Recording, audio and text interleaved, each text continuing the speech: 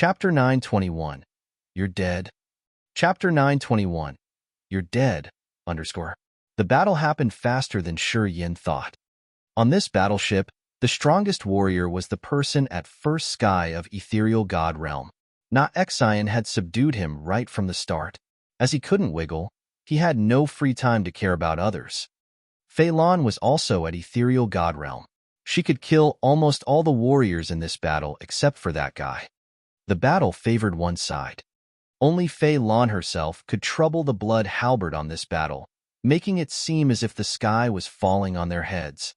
She had killed half of them. Leona was at third sky of original god realm with an extraordinary power Upanishad. She was infamous for raising blood showers wherever she passed. She had massacred many times in the dark. Yin killed Aogu Duo and then ran around the battleship to absorb essence chi of the dead. He released the black hole to swallow the soul altar from the dead too. After he had reached original god realm, 720 acupuncture points in his body had upgraded. Now, he could absorb more essence chi. On his way, essence chi flowed into him like currents of a flood. His acupuncture points took all of them. It felt so good. He had never had such a feeling before. The black hole swallowed the soul altars and refined them, releasing pure energy and giving a tonic to his soul altar. It made his soul altar comfortable and refreshed. He guided a part of that kind of energy to the blood vein ring. He knew that the ring needed it. When the ring's spirit woke up, it could give him further direction for his development. A graceful figure ran away from the back deck of the battleship, trying to sneak towards the broken star field's direction. Yin was startled. He hissed and then dashed after her. Swinging the divine sword, the blood sea emerged again. It looked like countless clusters of blood clouds blocking that figure. Yin flashed and then disappeared like a beam of blood light. He reappeared in that blood sea. Where are you going? Holding the huge sword, he stared at that woman, asking coldly, "Little brother, why do you need to kill us all? I don't have any grudge against you guys. Please show me mercy?" Monica's charming face shivered, trying to look vulnerable. "I'm also a pitiful warrior. Everybody comes from the raging flame star area, right? Just consider that we used to be on the same side. Sorry, I have my reasons to kill you. This time, I can't make mistakes." Yin shook his head, his eyes cold. Strange light sparkled in Monica's beautiful eyes. She suddenly danced at her spot, her thin, silky dress floaty. She looked stunningly charming, licking her succulent red lips and trying to be cute. "Let me serve you." She cocked her head, beaming a beautiful smile. She was like a flame attempting to enter masculine bodies and give men the best sensual pleasure. On the other side of the battleship, Fei Lan threw a glance, frowning. That slut knows mind power Upanishad and seducing technique. That kid is indeed vigorous. Can he stand it? She was asking Leona. He'll be all right. Leona's eyes were gloomy and cold. As he has inherited the strongest power Upanishad, his mind should be firm enough. If he sinks in that seducing technique, it means that our precursor was wrong about him. Fei Lan nodded. Yeah, that's true. When he killed Aogu Duo, he made it clear and clean. He didn't look like a fool. Okay then, we won't care about him. We should start chewing the toughest bone. Leona nodded. Immediately, they looked at Tu Feng, the first sky ethereal god realm expert who was sitting cross-legged. Tu Feng was bound by Na Xian's ethereal extent. At this moment, he was enduring with pain. Sweat beaded his forehead. It looked like he was trying his best to resist. Fei Lan and Leona exchanged looks and then moved like ghosts towards Tu Feng. Their corrosive power Upanishad and dark power Upanishad were released almost at the same time, looming over Tu Feng. Tu Feng's body shook. He opened his eyes wide as a cruel smile appeared on the corner of his mouth. Boom! The mountains floating above his god body pressed down with the weight of billions of gene. 1 gene equals 0. 5 kilograms equals 11 lbs. Boom! Tu Feng's god body exploded. He became exhausted immediately, thundering at the void. Na Xian, you court death. The giant tribe will come to an end because of your actions today. Na Xian's eyes became cold while he was floating in a dark place in the void. He was struggling inwardly. If he dies, your giant tribe can avoid a disaster. If he's alive, you guys will have a lot of trouble. Feng Rao was calm, giving a suggestion. You're on it. Why do you have to tie your hands? For the future of the giant tribe, I think, he must die. Na Xian was struck. He finally got it and nodded. All right, I'm going to break the rules that the giant tribe has kept for tens of thousands of years. I will kill him. He finally used his power. Transparent sharp sabers with the power of 5 elements were formed in his ethereal extent. Abruptly, countless sabers darted from the sky like a sprinkle, thrusting Tu Feng's god body. Fei Lan looked solemn as the erosive energy was shot out from her 10 fingers. It looked like she had released 10 eccentric snakes winding around Tu Feng. Leona squinted, slapping the air. A dark sky descended, hanging above Tu Feng's head. Tu Feng's sea of consciousness had no light remaining. His soul and the soul altar seemed to have separated. They lost the rotary connection. This meant that Tu Feng was officially over. He had no hope of surviving. On the other side of the battleship, Monica was so inviting as she gently got undressed, showing her snow-white, flawless body that looked like a piece of dazzling, exquisite porcelain art. She was dancing swiftly. Layers of soul energy rippled and surged. Beautiful sceneries appeared in her god domain. Many maidens in different bearings emerged. They were trying to show their best attractive features as if they wanted to drag any man into their warm, soft, and fragranced body and never leave. Her mind power Upanishad could put the warrior's mind in disarray and sink his soul in sea of consciousness. Is this fun? Shi Yin asked calmly. The divine sword in his hand shot out a beam of blood light, which then shattered the beautiful sceneries with the charming maidens. Soulbind. Shi Yan's eyes were garnet with a devil light. Negative energy gushed out like a raging flood as he attacked Monica. Only with the first look at his eyes, Monica felt like she had fallen into an endless blood sea. She wiggled in the dense blood plasma hopelessly. Although she used mind power Upanishad, she was affected by Shi Yan's negative moods. She couldn't keep her mind clear and sound anymore. She didn't know that Shi Yan had absorbed a lot of essence chi from the dead in this battle. His 720 acupuncture points had generated abundant and dense negative moods like a vast sea. He was about to crack. Her appearance drained Shi Yan. As they were gazing at each other, the multiplied negative moods were sent directly to Monica. Ordinary people couldn't endure so many negative moods at the same time. Monica understood mind power Upanishad, so her sensibility was much more powerful. It meant that she had to bear multiplied energy of the negative moods. Monica couldn't stabilize her soul, sinking in the illusion of the blood sea. She couldn't use her own energy to get rid of it. You're dead. Shi Yin lowered his voice, muttering. His voice brought negative moods, overflowing Monica's sea of consciousness. Monica's eyes became gloomy. Her vitality drifted away rapidly. Her smooth, soft body gradually paled, losing its blush that showed good health. Her vitality seemed to be drained away. She didn't feel anything and she looked as if she was happy to die. Shortly after, her charming body was as pale as a sheet of white paper. The last beam of light in her eyes vanished. Her soul altar was struggling in the sea of blood, unable to fly away. Shi Yin released his black hole to engulf her soul altar.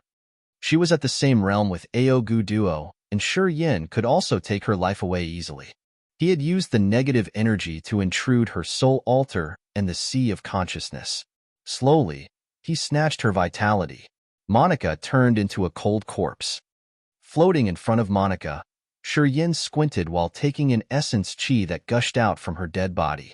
He left immediately without a bit of hesitation, returning to the battleship. On the battleship, Tu Feng was covered by darkness. He was corroded and subdued by the ethereal extent. Being killed was just a matter of time. Holding the divine sword in his hand, he walked between piles of corpses. His wrist flickered as he freed the pirates from their binds. He suddenly paused. Standing ahead of him were Bai Tian, Allard, and Bai Rao. They were looking at him bewilderedly. Staying by Tion, Alchemist Jester frowned as he got absorbed into his thoughts. Why did you follow them? Shi Yin sighed. Bai Tian turned around to look at Allard and Bai Rao, speaking calmly. I wanted to seize a chance for them to survive.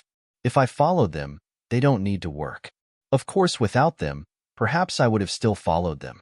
I'm a weak warrior, and weak warriors have to depend on the strong ones to survive.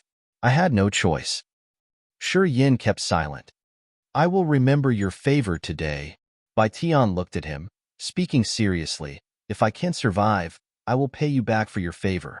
I believe that if I have time, even if I'm in the agate star area, I can still thrive. If you don't mind, you can go to the old orchid star. My fellows are all there, invited Shi Yin. Okay, I have no place to go anyway. Bai Tian smiled begrudgingly. Pausing for a while, he looked at Jester and then spoke all of a sudden. Jester had contacted me when I was in Heaven Punishment City. He used to receive favors from the hegemon of the Underworld League. Of course, it's not important today, but I still wanted to tell you that. Shi Yin was surprised. Jester woke up from his thoughts, smiling embarrassedly. I followed the hegemon for a while. I departed with you guys as he had asked me. However, I can't return to the Raging Flame Star area now. I hope you won't mind things in the past. He was an insider of the Underworld League among the pirates. They had plotted something.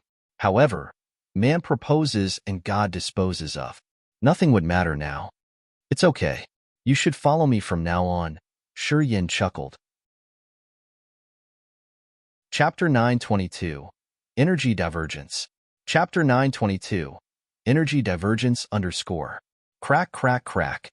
Tu Feng's god body exploded. A powerful tearing force expanded from Tu Feng's body. The shockwave crushed some pirates into pieces. Shi Yin discolored and he couldn't help but shout, all retreat from this battleship. Carthu, Ziyao, Feng Rao, and the others were frightened. They immediately jumped off the battleship. Feng Ku and the pirates ran helter-skelter. Shortly after, most of the people on the battleship had run away. Only Shi Yin, Fei Lan, Ka Tuo, and Leona stayed. Boom! Tu Feng's body was like glass falling on the ground. Fine cracks appeared first. Then, the entire body shattered like the ground jade. His bones were still glowing. Endless essence qi gushed out like water, discreetly congregating in Shi Yan's acupuncture points. His 720 acupuncture points dissolved essence qi like massive seas. The vortex in each acupuncture point was revolving madly. Under Shi Yin, Na Xian, and Fei Lan's cooperation, Tu Feng, a first sky of ethereal god realm expert, couldn't resist any longer. His god body collapsed first. The ethereal god realm warriors had tremendous energy in their bodies. Shi Yin, with his wide-open acupuncture points, was almost overloaded. He had to concentrate to keep his mind lucid. Although his god body had exploded, his ethereal extent and the soul altar weren't killed yet. They struggled to get through Na Xian's barrier. Fei Lan's corrosive energy turned into many gray lines like thousands of ropes tying down Tu Feng's soul altar.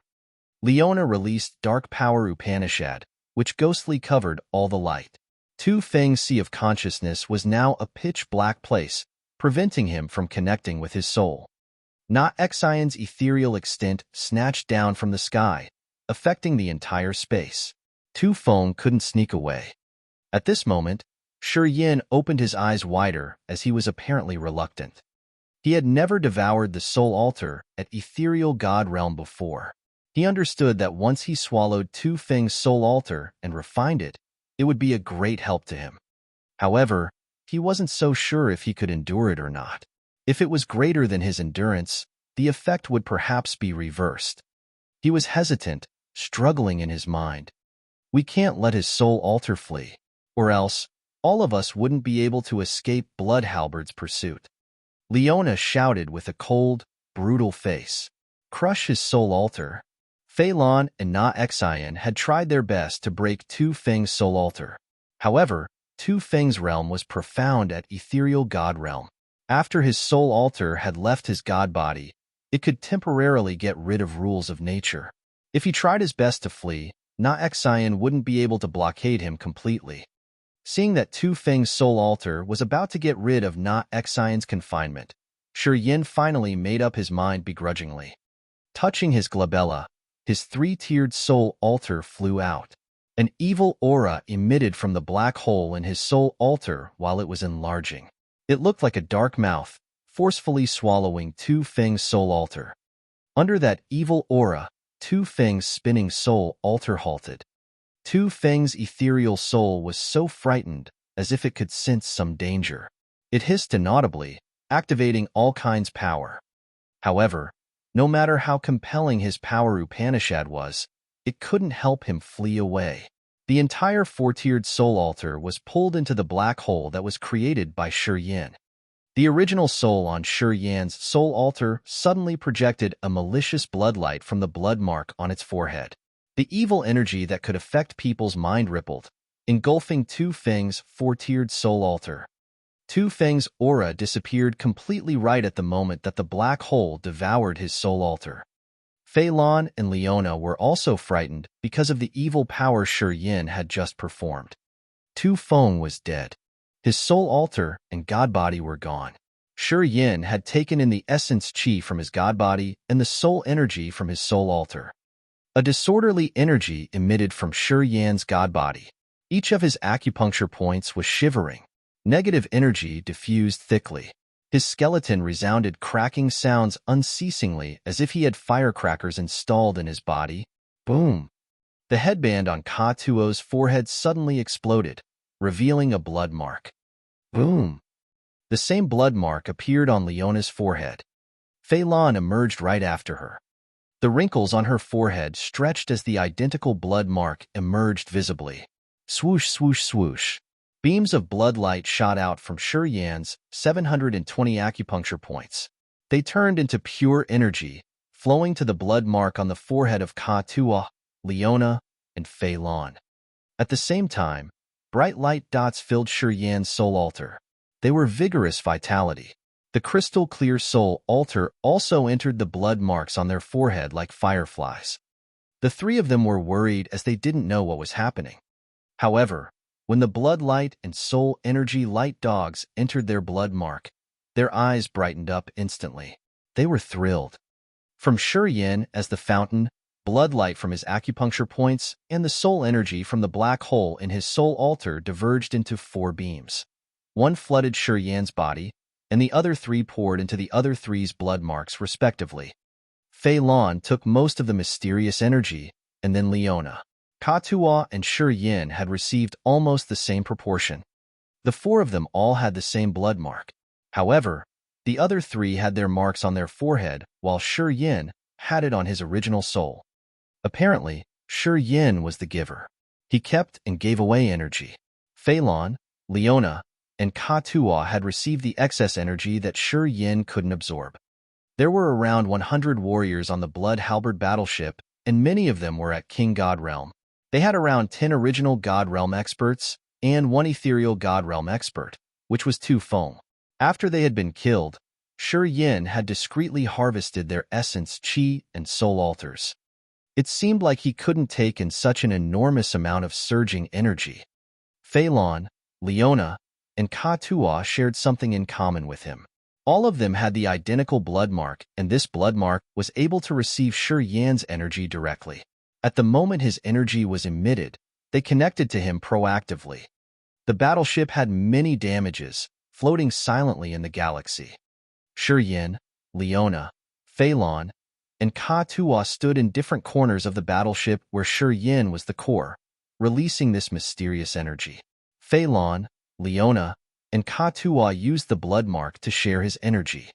Time seemed to stop moving. Shi Yin's god body and the black hole in his soul altar were still refining and filtering energy, releasing energy to the other three. A giant figure emerged from a gloomy area. It was Na Xian. Frowning, Na Xian looked at the four people on the battleship, his face complicated. It was unknown what he was thinking, but his eyes were filled with fear. He told everybody to leave and to not come near the battleship. He asked them to wait in an area where they couldn't see the battleship. However, Na Xian had approached and watched in silence, and his observation lasted 3 days. 3 days later, Shi Yin, the fountain of energy, had stopped releasing the two mysterious kinds of energy. Fei Lan, Ka Tuo, and Leona didn't say anything, closing their eyes and meditating on the battleship. After the three of them had quieted down, Shi Yin also sat down cross-legged. The energy around his body gradually ceased, but it still surged from time to time inside his god body. Na Xian came, standing by the battleship and watching them. He stared at the blood marks on their forehead. Several days later, Shi Yin woke up first, but he didn't move. He just observed the other three as if he was considering something. He finally knew why the owner of the blood vein ring would become the master of the bloodthirsty's cortege of 8. It wasn't simply because it was the great realm and power. Instead, it was because this person could help his 8 escorts increase their realm and power endlessly. Through the blood marks, that person could diverge the refined energy from essence, chi, and soul altars he has taken in. He could distribute the energy to each of them separately. The blood mark was the only thing that they used to receive the magical energy from this person. As long as the 8 escorts of Bloodthirsty followed him in the same way, they would receive benefits from him after each bloody battle. Just like him, their realms would be enhanced tremendously. The Bloodthirsty's cortege of 8 had supernatural power Upanishad, and they could receive energy and pure soul energy from the master to refine their soul altar. How could they not become even more powerful? He understood now. Also, Shi Yin could now confirm that Fei Lan, Ka Tuo, and Leona, the 3 warriors with the inheritance and the blood mark, would never leave him. Even if they didn't call him master, they would always act as his most loyal servants. They would honestly and dedicatedly serve him and protect him. They would even sell their lives to him. Because he could bestow them everything. In any star area, power and realm were the most irresistible gifts, the best things that people had ever yearned for. After several days later, Leona, Fei Lan, and Ka Tuo gradually woke up. Ka Tuo opened his eyes and spoke. I'm about to break through the second sky of original God realm. He looked at Shi Yin, his eyes showing his sincere gratitude. Leona chuckled, glancing at Fei Lan. Auntie, I think you don't want to leave Shi Yin anymore, right? Fei Lan nodded, squinting as she was smiling. Even if someone beats me up, only the 3 of them could know what benefits this harvest had given them after this experience. Hey guys, I've seen the mark on your forehead. Na Xian contemplated and then lowered his voice. It was around 1,000 years ago when I saw a man with the same mark. He was an intimidating expert. Shi Yin, Fei Lan, Leona, and Ka Tuo all looked at him. Chapter 9:23, Taboo Power. Chapter 9:23, Taboo Power _ Na Xian's words shocked Shi Yan's team. There was about an 80% or 90% chance that a person with a blood mark belonged to one of the 8 lineages of the Bloodthirsty's cortege. Fei Lan and Leona came here also to find those people. Leona's father and Fei Lan's man, the strongest of the dark sky, had followed the star map's direction to the agate star area. Fei Lan and Leona wanted to know whether they were alive or not. Na Xian gave them hope. Can you give us more details? Leona's voice trembled uneasily. She longed for it, but she was also afraid. She hoped that the person Na Xian mentioned was her father or her big uncle. However, she was afraid that it could be a negative answer. Fei Lan's eyes were dark and gloomy. The wrinkles on her face were like the bark of a 10,000-year-old ancient tree. They were dried, reflecting no light. At this moment, she felt tense. Na Xian pondered for a while, and then looked at Shi Yin and the other 3 with a little fear. Are you related to him? Something like that, Shi Yin smiled. I hope you can solve our doubts. It happened around 1,500 or 600 years ago. It has been a long time, so I can't give you the exact number of years. But the scene that year is like a nightmare that haunts me deep in my soul. It feels like it happened just yesterday. I can remember it clearly. I had only first sky of original God realm that year. I went with the soldiers of my tribe to Broken Star Field to try to find the rare cultivating materials for our tribe. We heard some news that they had found the original incipient grade material in Broken Starfield. We knew our capacity. We would never get it. But since we were curious, we went there to see. Many warriors gathered in a deep place inside the Broken Star field. It was the most dangerous area. They were trying to take that original incipient grade material. The battle was inevitable. It was very harsh and fiery. Forces of the far west joined this battle, killing each other for that rare material. That battle was one of the most unique events that I've witnessed in my life. It gave me a deep impression that I have never forgotten. While the battle continued very furiously, a withered old man wearing a straw coat appeared. He had a blood mark like yours on his forehead. As soon as he appeared, he headed to the area where the original incipient grade material lay. He just kept walking and the warriors in his way stopped fighting. Their eyes became empty. Their vitality was gone. They died like that, standing at their spots. No one could move while the old man walked. After he got to the center, several thousand warriors who joined the battle all fell. All of them. It looked like he just took a walk in his backyard. He didn't care about the dangers, deliberately taking the material and leaving to a deep place inside Broken Starfield. He disappeared shortly after. At that time, many weaker warriors were observing that battle. We were some of them. Because we stayed far from them, we weren't affected. We waited for some days after he left to send people there and check. We found that thousands of warriors who had joined that battle had their soul altars vanished. There was no one alive. They looked like dried mummies without a single beam of vitality. Reaching this part, Naexion stopped, giving a forced smile. Many warriors joined that battle had the ethereal god realm. One of them was at the first sky of incipient god realm. They all died. Yin, Fei Lan, Leona, and Ka Tua had strange faces as they were stern inwardly. It's him.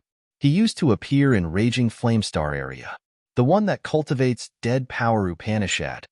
After a long time, Leona said weakly, seems like he wasn't killed in God-perishing land. Gulu left the Chaos Power Upanishad and then died. But he's still alive. He's such an imposing existence. When that man appeared in Raging Flame Star area, he brought them a great disaster. He had taken lives on dozens of life stars, killing many experts of the Raging Flame Star area. The head of the Dark Sky family was the Imperial Master of the Divine Nation. After the short encounter with this man, he got the Corrosion Power Upanishad and a little explanation of the blood mark. He said that he wanted to go to God-perishing land to rescue one of his brothers, Gulu, who cultivated Chaos Upanishad. Gulu was dead. His soul altar shattered, leaving only the inheritance to Ka Tua. His rescuer cultivated Death Power Upanishad, and that man was still alive under besiege of the God Clan. He drifted to the agate and showed himself once. You guys are related to him, right? The mark on your head is identical to his. Naexion hesitated for a while and then said, when we get to the Broken Star field, you'd better not show that mark. Otherwise, we will fall into big trouble. Naexion smiled begrudgingly and continued his talk. Many forces in the far west and the precursors of the experts here had buried themselves in that battle. If they know you guys are related to that man, they will not spare you. Yin and the others exchanged looks, falling into silence. Don't worry. We know how to behave. We won't expose the mark. If we aren't so begrudging, we won't show our weakness. After a long moment, Yin curled his lips. It will be like today. We will kill all the ones who may cause trouble. Naexion felt chilled, his face more bitter. He had a little regret that that man was related to Yin now. This man was technically a thug with harsh and cold deeds. Since this young man was related to that man, Naexion wondered if he would bring disaster to the giant tribe or not. All right, I'll leave you guys here. Excuse me. Naexion sighed and then turned around and left. He headed to where the giants, Ziyao and Feng Rao, gathered. Did you harvest something? After the giant left, Yin smiled, relaxing. I have diverged the energy that I got this time and sent more than half of it to you guys, especially to Precursor Fei Lan. How do you feel now? Good, so good. I feel so good. Fei Lan nodded. We can do it more. Yeah, it is better to do it more. I'm not afraid to share your pressure. Pausing for a while, she smiled honestly. Such extreme energy fluctuation has exceeded your endurance. It's also the help that we gave you by sharing the excess energy, right?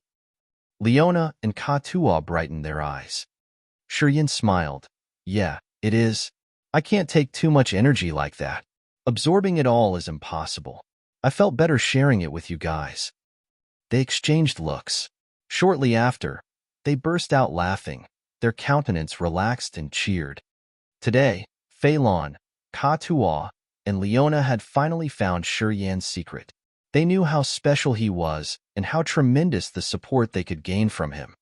The energy from essence chi and soul altars of the dead expert would be refined and converted to the energy in the warrior's body to nurture the soul altar, making his understanding of power more profound.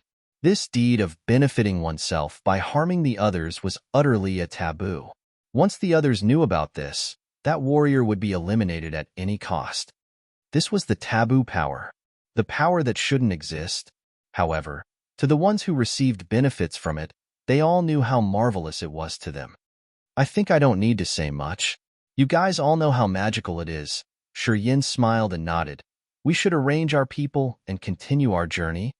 Fengku and the pirates couldn't go the same way with Bai Tian to Broken Starfield. Indeed, Shiryin let Jester, Longzhu, and Feng Rao took them back to the old Orchid Star.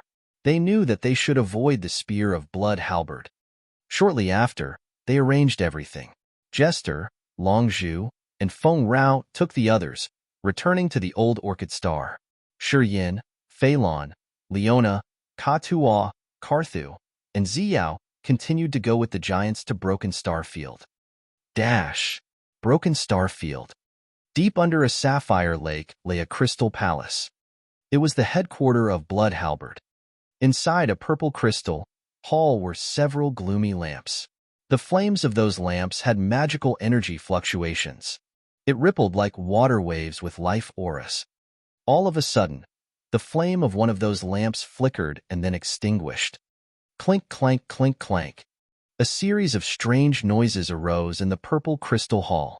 It sounded like some kind of sharp weapons had just broken. Swish, swish, swish. Silhouettes appeared from different corners. They stood in the hall, looking at that extinguished lamp, their eyes dark and gloomy. Tu Feng is dead. One of them shouted. He was in charge of transporting the mine slaves. He didn't have any combat engagement mission. Why did he get killed? Report to the master immediately. Inform him about this. Another man yelled ear-piercingly. Whoever that was, if he dares to trouble Blood halberd and kill our brother, we must find him and skin him little by little. Where's Tu Feng's Dage? He's in the center of Broken Starfield. Inform him immediately. Let him investigate this.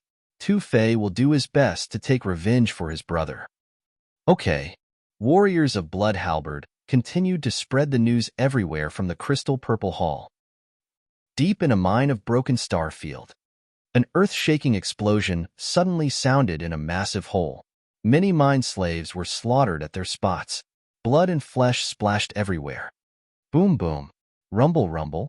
The cave suddenly collapsed, burying many mine slaves. A ferocious man dashed out, facing the sky and shouting crazily, "Brother, I swear I will make that one suffer from all of the torture in this world." While roaring, he left the place hastily, rising a tornado when he rocketed into the sky, heading to where the warriors gathering outside the Broken Star field. Wherever his figure crossed by, explosions resounded from the place underneath. Many warriors shouted, yelling and cursing. OF*CK. What has enraged that lunatic Tu Fei? I wonder who has enraged that madman. He will receive big bad luck. Well, if you tease him, you won't have a decent ending. Nah, let's not discuss this. If that lunatic hears you, you're in big trouble. Everybody lowered their voices in disgust. However, they were scared and they shivered. It was as if they were afraid that the one flying above their heads would notice them. Chapter 924.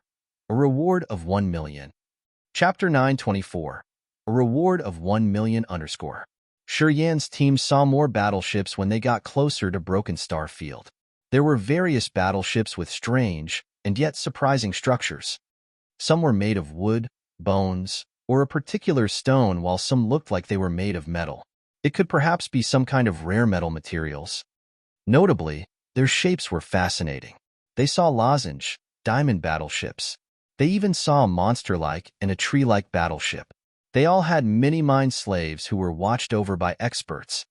They could see countless King God Realm, original God Realm warriors, and ethereal God Realm experts. The owners of those battleships were mostly in this realm. In general, the average realm of warriors in the Agate Star area was one level higher than in Raging Flame Star area. In Raging Flame Star area, an expert at peak of original God Realm was already a legend. They were pretty rare. However, in this area, that realm was typical. Many warriors from the battleships they met had observed them, and some even asked for information about the murder of Tu Feng. In Broken Starfield, Tu Fei, Tu Feng's big brother, had posted a reward of 1 million top-quality divine crystals for anyone who could provide the information related to that murder case. As soon as they could give precise information, they would receive this fortune of divine crystals. 1 million top-quality divine crystals was a colossal fortune in everybody's eyes. Even though the giant tribe had lived in the old Orchid Star for many years, their assets couldn't be that much. No one doubted Shi Yan's group. Going with the giants had given them a perfect cover that the others could never relate them to that murder case. In the Far West region, the giants was famous for peaceful and kind characteristics. If the other didn't offend them to the point they couldn't endure, they would never attack first. And it was impossible to imagine that the giant would eradicate any battleship. Since they were going with Na-Xian, many experts of different forces just asked if they had seen anyone suspicious on the way. No one had ever thought that the murderers were actually standing in front of them. Your good tribe is famous indeed. You have never attacked anyone first, so you will never be suspicious. Haha, we're lucky that we went with you, said Shi Yan smilingly. Na-Xian had a bitter countenance, speaking begrudgingly. I've broken the rules. If I didn't go with you, I would never have done anything like that. It goes against our integrity. Everything has an exception. I think you guys should renovate your thoughts a little bit. If you get yourself bullied that easy, your tribe will come to an end one day. Shi Yan frowned. Your tribe has good innate endowments and powerful physique that the same-level warriors couldn't resist. You have the gifted talent of strength like the most excellent soldiers. Why do you have to bind yourself painfully like that? If you can be like other clans that seize any chances to strengthen their clans, I think you guys would be soon one of the strongest clans in the Agate Star area. It's easier said than done. Our precursors have taught us to live in harmony and minimize grudges. They didn't give us any wicked thought. It has been tens of thousands of years. We can't change instantly, sighed Na-Xian. These days, staying together with Shi Yan and the others, he understood that the giant tribe must change. If they were conservative and stubborn, their tribe would never be stable and prosperous. You guys must get used to it gradually, Shi Yan smiled. Going with me? I will let you see that sometimes you have to be cruel to the others or to yourself, and what you will receive will be beyond your imagination. Along the way, Shi Yan continually spread his cunning and wicked thoughts to the giants. He was trying to guide this naive clan in going a better way to change their mindset. When Shi Yan's group met the battleships of many forces, the others asked them about Tu Feng, but none of them had doubted this group of warriors. After several months, Shi Yan and his friends finally stepped on the land outside the Broken Star Field. It was a gridiron plan city in a broken continent of a star at the peripheral area of the Broken Star Field. It was about the size of Land of God Punishment, where many auction houses, restaurants, mine slave markets, and shops were held. This place was a hustle and bustle indeed. This city was called Broken Star City. It didn't have a governance body or rules. Any warrior could enter the city, do transactions, or harvesting whatever they wanted freely. The backyard of the Broken Star City was Broken Star Field, where there was the beautiful name of Natural Resources Field. It had countlessly occupied and unoccupied mines, and many perilous areas. Battles often happened. Every day, it attracted hundreds of explorers. People died there in every minute. After Shi Yan had arrived in the Broken Star City, He noticed that many warriors were observing them, and the ones who had just come had strange eyes. They wanted to see the familiar faces in his group and in the batch of new mind slaves. The portraits of Fengke's group had been printed in some special crystals. Those people were holding those kinds of crystals to search among the new mind slaves who had just arrived. They were investigating the murder case of Tu Feng, indeed. Of course, they didn't dare to search all the ones who had just arrived in the city. They just stopped and watched a few of the battleships of powerful forces. After the battleships anchored, they could only observe from a distance. None of them dared to come forward and ask to check the ships. It seemed that Bloodhalberd didn't dare to create grudges against someone. It's lucky that we've sent Fengke's team back. Otherwise, he would be in big trouble right when we have arrived in Broken Star Field, Katua said, lowering his voice. Fei Lan scolded him with a cold face. From now on, say nothing about what had happened. Warriors in this area have high and profound realms. They can eavesdrop even from 10,000 meters away. Don't discuss. When they notice the anomaly, it will be hard to control the situation. Katua shivered inwardly. He nodded, asking himself to forget what had happened. Na Xion's group of giants was prominent in Broken Star City. Their physiques were so massive, and they couldn't transform like the monster clansmen. Standing in the city, they looked like equal small mountains.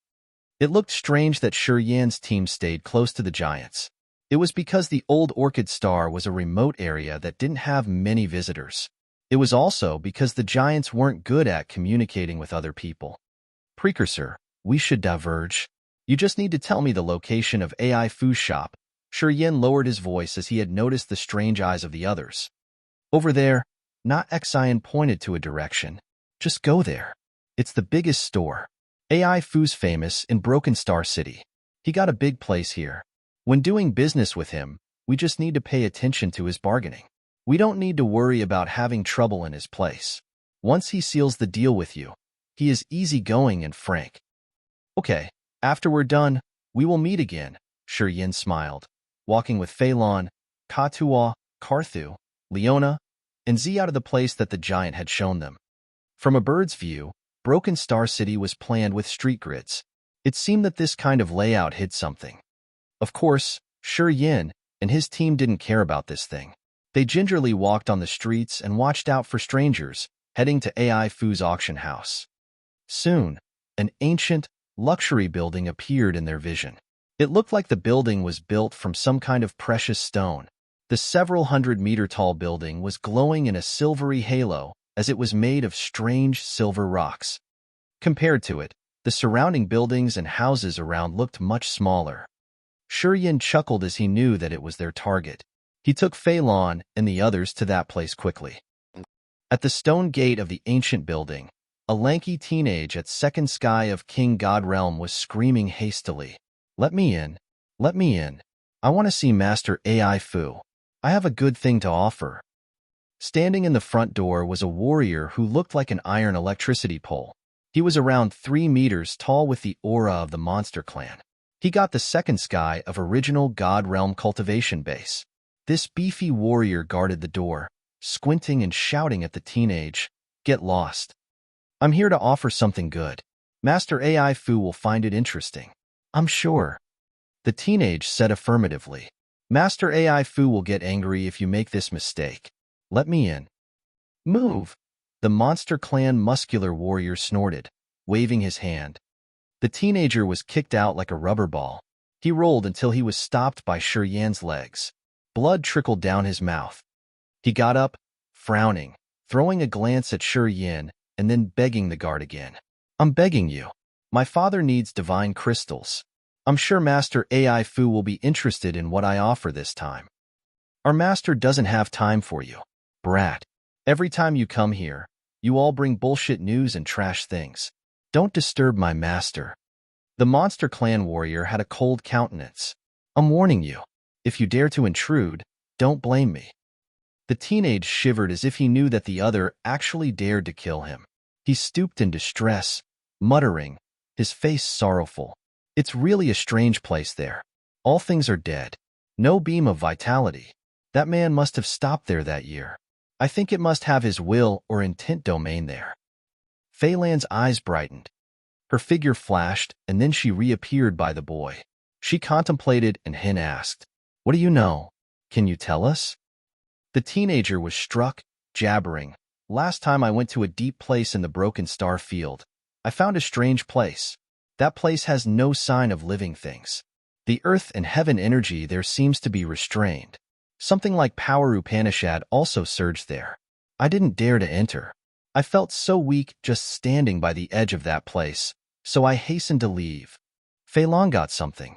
She couldn't help but turn around to look at Shi Yin. Shi Yin nodded. "You stay put. Don't go. Wait for us. When we get out, we want your news." Fei Lan lowered his voice. The teenager had his face brightly happy. He nodded continually. Yes, I will wait for you guys." Shi Yin, Leona, and Katua exchanged looks. They didn't say anything but walked to the ancient building. "Are you here to buy or sell?" The monster clan brawny guard asked lazily. "Sell. We want to meet your master, AI Fu." Shi Yin smiled. "It's a big business, you know. Around several hundreds of top-quality divine crystals. I'm sure AI Fu will find it interesting." "Follow me." The monster clan man studied them for a while. After they found that Fei Lan had the ethereal god realm, he nodded, walking into the building. Shi Yan's team immediately followed him. Chapter 925, Big Business. Chapter 925, Big Business _ In any star area, the divine crystal was a basic currency.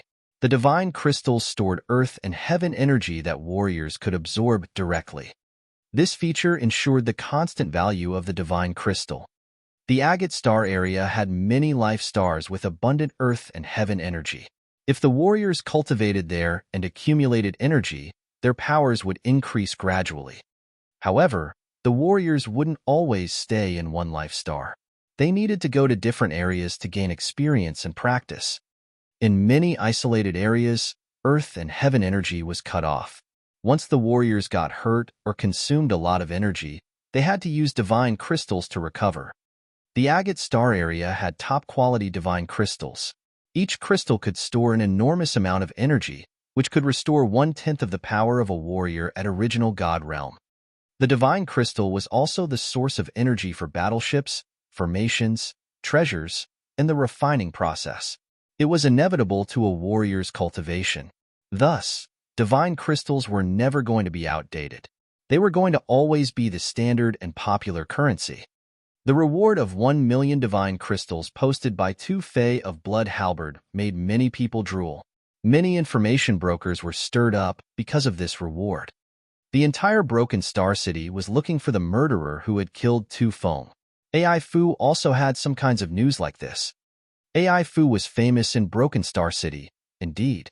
Not only did he trade cultivation materials, but he also sold battleships and slaves. AI Fu also had a force of information brokers who captured the strange news from the far west. He could use that information to gain more benefit. In the center of the ancient building, AI Fu was sitting in a magnificently luxury hall. He was holding a glass, swirling the red liquid in it. His glass contained some kind of wine that was as red as human blood. However, it had a pleasant aroma. As his wrist swirled the glass, the wine shimmered beautifully. AI Fu took a sip, and it seemed like he passionately enjoyed it, but his indifferent eyes were looking at the man in front of him.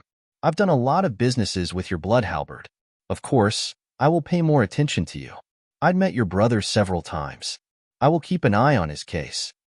Tu Fei had a lot of cuts on his face, his bearings ferocious. A small, green snake wound around the elbow of the arm he used to hold the glass. It was tucking its tongue in and out. Its triangular eyes were full of savage light. "Thank you. As long as you find the murderer, I will offer 1 million divine crystals personally." Tu Fei stood up and bent his body slightly. "Your information gathering system is the best in Broken Star City. I am counting on you." AI Fu held the glass of wine in one hand, his other hand waving relaxingly.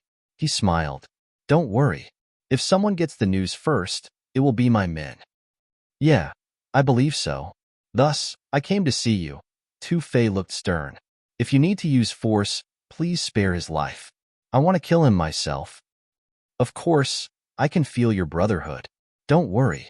I'll keep it in mind, AI Fu said frankly. Master, some strangers came to see you. They say that they have a big business they want to deal with you. At this moment, the voice of the monster clan guard arose from outside the hall. AI Fu suddenly felt funny, pouring himself a full glass of wine. My luck is good today.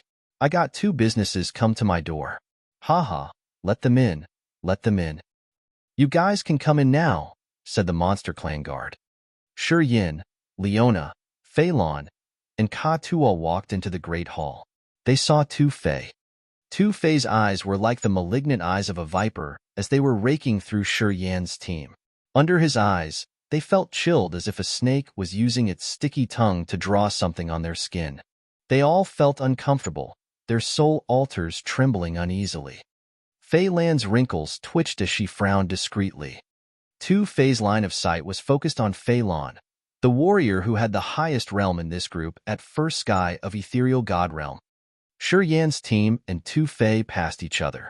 Afterward, Tu Fei still turned around to look at them.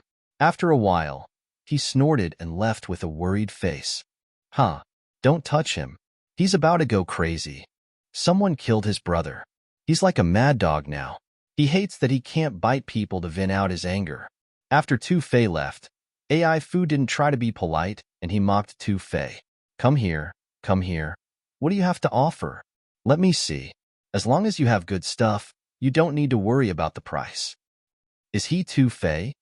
Shi Yin shivered inwardly, but his face was calm. His brother was at first sky of ethereal god realm. Who could kill him? Fei Lan, Leona, Ziyao, and Ka Tuo bent their heads slightly, their faces strange. They didn't dare to intervene. However, they were very anxious as they were afraid that Shi Yin would reveal something. AI Fu was surprised. He studied Shi Yin and then smiled. Come have a seat. If he could kill Tu Feng, he should be at second sky of ethereal god realm. That lunatic didn't trouble you, but he left because he thought that you guys weren't strong enough. Ha, you were lucky then. He previously wanted to talk to Fei Lan because she had the highest realm in this group. He thought that she was the leader. However, when Shi Yin talked, the rest of the team kept silent.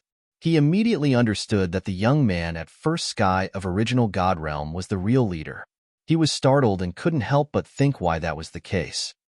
As he has an ethereal god realm member in his entourage, what was this kid's identity? I never saw him before. Maybe he came from another area of Agate Star area? Typically, there was only one possibility when low realm warriors were escorted by high realm warriors. He has a powerful background like AI Fu himself. AI Fu's realm wasn't high, but he had third sky of ethereal god realm members in his cortege. It was because of his great background as his grandfather was at incipient god realm grandfather. He thought that Shi Yin was this sort of man. What realm does Tu Fei have? Shi Yin sat down nonchalantly, facing AI Fu. He deliberately lifted a crystal glass and poured himself a glass full of wine, asking calmly, so Tu Fei's very dangerous in the far west region?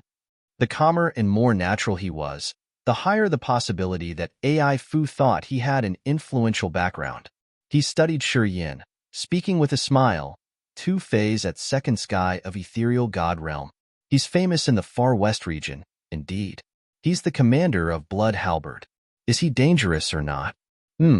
He's number 1, I guess. Haha. Apparently, Tu Fei wasn't really dangerous in AI Fu's eyes. Otherwise, he wouldn't mock him after he had left. Are you interested in Tu Fei? AI Fu had a strange light flare in his eyes while he gazed at Shi Yin, contemplating. It's a reward of 1 million. Haha. When I heard that he posted a big reward, of course, I got interested. Shi Yin made an excuse, but his face stiffened right after that. We should talk? A shiny light flashed on his palm. The small lumber of the life ancient tree from the Wood Clan emerged. He chuckled, pushing it to the table in front of AI Fu. Give me a price? AI Fu's eyes brightened immediately. He carefully picked up the lumber, while sensing and checking. Sometimes, he released a wisp of soul consciousness. He was stunned. Rare. This is extremely rare and precious. Yes, this is big business. He paused for a while, looking at Shi Yin with a smile. Bro, give me a price. Yeah, you go first. Shi Yin smiled. You're professional. You should know its value. I won't shame myself. AI Fu caressed the lumber. Hesitating for a while, he said slowly, this lumber of the life ancient tree from the wood clan has a natural wooden texture. It carries the most subtle feature of the wood power Upanishad. It should be extremely precious. However, it's very small, and the other race can't benefit much from it. If I want to sell it, I have to find the members of the wood clan. Moreover, he should be a powerful and generous one. But we don't have many members of the wood clan in the far west region. It's a bit troublesome. Before the businessman gives a price, he naturally tries to give bad comments to degrade the item and lower its price. AI Fu had reminded Shi Yan's team, though. Shi Yan swirled his glass of wine. From time to time, he took a sip as he wasn't in a hurry to chat. He just looked at AI Fu and smiled. Although it's precious, I don't have many potential customers. It'll be complicated to sell this item. AI Fu tried to lower the value of the lumber and then took a deep breath, frowning at Shi Yan. Bro, do you want to take materials or divine crystals? Only divine crystals, said Shi Yan deliberately. Well, if you only need divine crystals, it will be easier. AI Fu rubbed his chin and considered for a while before smiling. 3 million top-quality divine crystals. What do you think? It's not a bad price. 3 million? Shi Yan felt funny, putting down the glass of wine lazily. He then stretched out his body. So you don't want to buy it. Okay, we won't disturb you anymore. He got up and sauntered out of the hall, not pausing for even a moment. Fei Lan and the others got up and followed him. Wait a minute. Before Shi Yan was about to walk out of the hall, AI Fu hissed and spoke seriously. 4 million. 5 million. I won't sell the lumber less than that amount. Shi Yan turned his head, speaking earnestly. AI Fu hesitated for a while, and then nodded all of a sudden. Deal. Shi Yan grinned, getting back to the table. He took his seat and continued drinking. I'm waiting for your divine crystals. Oh, I can't collect enough by today. Give me some time. AI Fu's smile became reluctant. Lately, I've bought too many materials. I've paid a lot of divine crystals. Now I have around 3 million only. Hey, are you interested in cultivating materials? Or chariots or battleships? Pellets, ancient books, armor, or weapons? Except for original incipient grade items, I have most of those things. Let me show them to you. Can I? Shi Yan, Fei Lan, and Leona were stunned as they were petrified by what AI Fu had introduced. Your realms are common here. I have many things suitable for you guys. Just take a look first and then we will decide later, okay? AI Fu continued to encourage them. What do you think? Shi Yan rubbed his chin, glancing at Fei Lan, Leona, and Ka Tua. They nodded. All looked excited. Shi Yan smiled, talking. All right, let's check what you got. Please come in. AI Fu smiled cheerfully, leading them. Chapter 926, Treasury. Chapter 926, Treasury _ AI Fu walked to a rainbow-colored, meandering path behind the Great Hall. This passage looked like a space channel full of light and magical energy fluctuations. Shi Yan's team followed AI Fu through the passage, emerging on a shadowy mineral star. This mineral star was shrouded by some peculiar barrier. Because of it, they couldn't see the sun, moon, stars, or immense earth and heaven energy. The horizon was still a vast, gray area. This star was bigger than Broken Star City. Holy sh**t. Katua couldn't help but acclaim. Fei Lan, Leona, Ziyao, and Karthu were also dumbstruck. They were shocked, watching the scenery. Many battleships with different styles and shapes were parked on this planet. They looked like the antiquity beasts lying on the ground. They were more than 1,000 meters long. Some were wooden while others were made of stone or metal. There were dozens of them, each built to be luxurious and magical. The battleships had labels which read their manufacture date, usage manual, and type of energy used. Also, it clearly stated how to drive and control the battleship accurately. Dozens of battleships parking here were imposing, intimidating people with their visibility. Many stone platforms stood in another corner where piles of materials, precious armor, and exotic weapons were left. They could also see a lot of different colored pellets in countless bottles. It looked like this place had everything they wanted. Cultivating materials, battleships, armor, spiritual medicines and pellets, scriptures, and rare refining tool materials were displayed on those massive stone platforms. They could easily find what they needed. There were around 1,000 stone platforms scattered on an area of several mu of land. They were filled with properties that could make anyone drool. Young master. Two old men wearing shabby garments emerged from nowhere, greeting Ai Fu respectfully. Fei Lan glanced at the two old men, changing her countenance a little bit, hissing, "Third sky of ethereal god realm." Those two old men didn't look at the guests, but guarded on Ai Fu's sides. From their appearances, they knew those two considered Ai Fu as their master. Ai Fu smiled, pointing around. "You guys take a look. Everything here is for sale. You can buy them for 2 million divine crystals. I will tell you the exact price of the items you choose." Shi Yan's team was attracted. Shi Yan had a sharp eye. At first glance, he knew that those bottles and jars there were outstanding. Most of them were divine grade pellets from level 1 to level 7. Even the heavenly mending pellets Jester had refined looked very normal here. There were 5 or 6 bottles on the stone platform. Pellets that were more valuable than the heavenly mending pellets were put on a stone platform. There were 10 bottles, but they seemed to not be treated in a special way. Another section of the stone platform area was used to display precious armor. Light sparkled continually from there. Each of the armor pieces had supernatural energy fluctuate.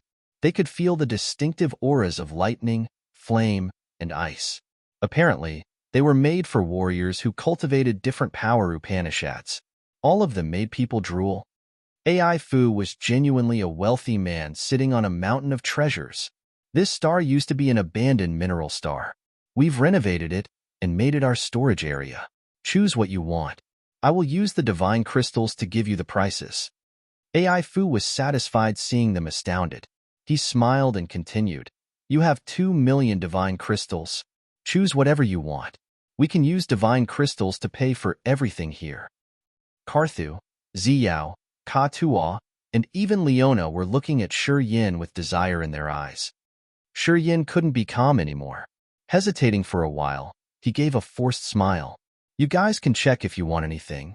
As soon as he said that, Leona, Karthu, Ziyao, and Ka Tua immediately dashed away. They were thrilled to observe each stone platform as if they were in the best dream ever that they didn't want to wake up from. I have something suitable for you too. Ai Fu shrugged contentedly, speaking to Fei Lan, who was still calm. Your ethereal extent hasn't been formed yet. I have something specialized for warriors at your realm. It can help you condense the ethereal extent faster. I also have some special pellets to mend the damaged ethereal soul. If you don't mind, take a look. Fei Lan couldn't stay calm anymore. Swish. She disappeared shortly in the direction Ai Fu had shown her. It seemed as if she didn't get things that satisfied her. She would never come out. How is my place? Ai Fu smiled, looking at Shi Yan. I'm curious. You have only first sky of original god realm. Why are you so placid? Haha. Is it true that you've seen something even bigger and seen more treasures than what I have here? He instinctively deemed Shi Yan as a member of a prominent force in Agate Star area who came here for a simple trip. Seeing Shi Yan keep calm, he evidently thought that Shi Yan had seen something better. He didn't know that Shi Yan was also stunned. It was just that Shi Yan was different from Leona and Fei Lan. He himself was already the most mysterious and magical treasure with endless mysteries. His mysterious power Upanishad's characteristics helped him be independent of pellets.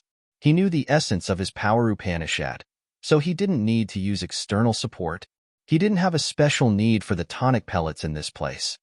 As for weapons and armor, Shi Yan thought that he didn't need to care about any other treasures since he had the divine sword and the blood shield. He had the most suitable items for him in his hands already, so he didn't need to be greedy for treasures here. He was placid enough not to run around and try to find suitable cultivating materials. I will just take a look then. Yin answered deliberately and then walked around the stone platforms.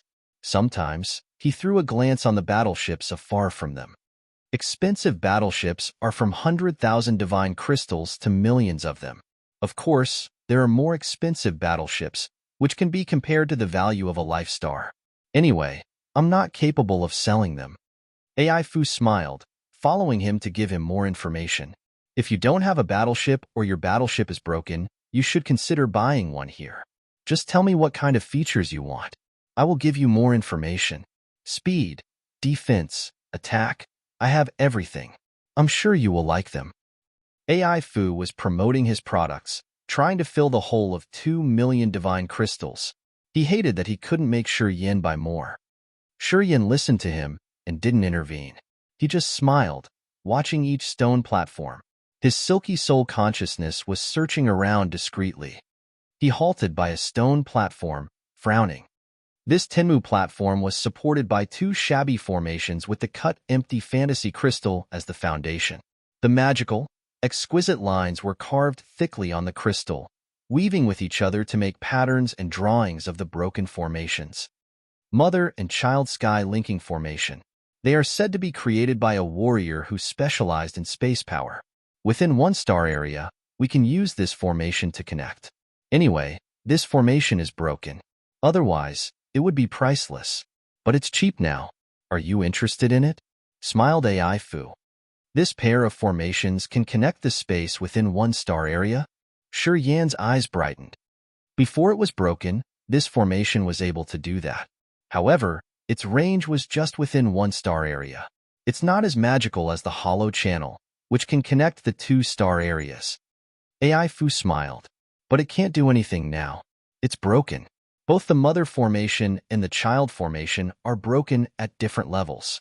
We can't fix them, so we keep them here. Warriors who cultivate Space Upanishad can choose them, but I'm afraid the others won't find them interesting. How much? Yin was silent for a while, chuckling. I'm interested in space power. I want to use them for my study. 200,000 divine crystals. AI Fu didn't care about this item very much. If it wasn't shattered, this mother and child sky linking formation would be worth at least 10 million divine crystals. But it's broken now. Sigh. Just consider that I'm selling the empty fantasy crystal to you. 200,000 divine crystals. Okay, I'll take it. Yin grinned. Good. AI Fu was a little content. Come here, come here. This way, this way. Perhaps you will find something else you like. But Yin didn't buy anything else. However, Fei Lan, Leona, Carthu, Ka Tua, and Ziyao all found things they liked. All looked so excited. Ziyao liked a set of armor, which looked like it had brilliant and gorgeous rainbow light twirling around. It was stunning indeed, and it seemed to have some light intent domain, which could boost up Ziyao's realm and competence significantly. That set of armor was at level 5 divine grade. It was priced at 100,000 divine crystals. Carthu found a narrow sword of 2 fingers size. It was small but pretty sharp. It also suited his power Upanishad. He looked delighted. AI Fu said it cost 150,000 top-quality divine crystals. Leona and Ka Tua didn't find any armor or treasure, but they took some pellets. They were all level 5 and level 6 divine grade pellets. They were useful for steadying and strengthening their realms.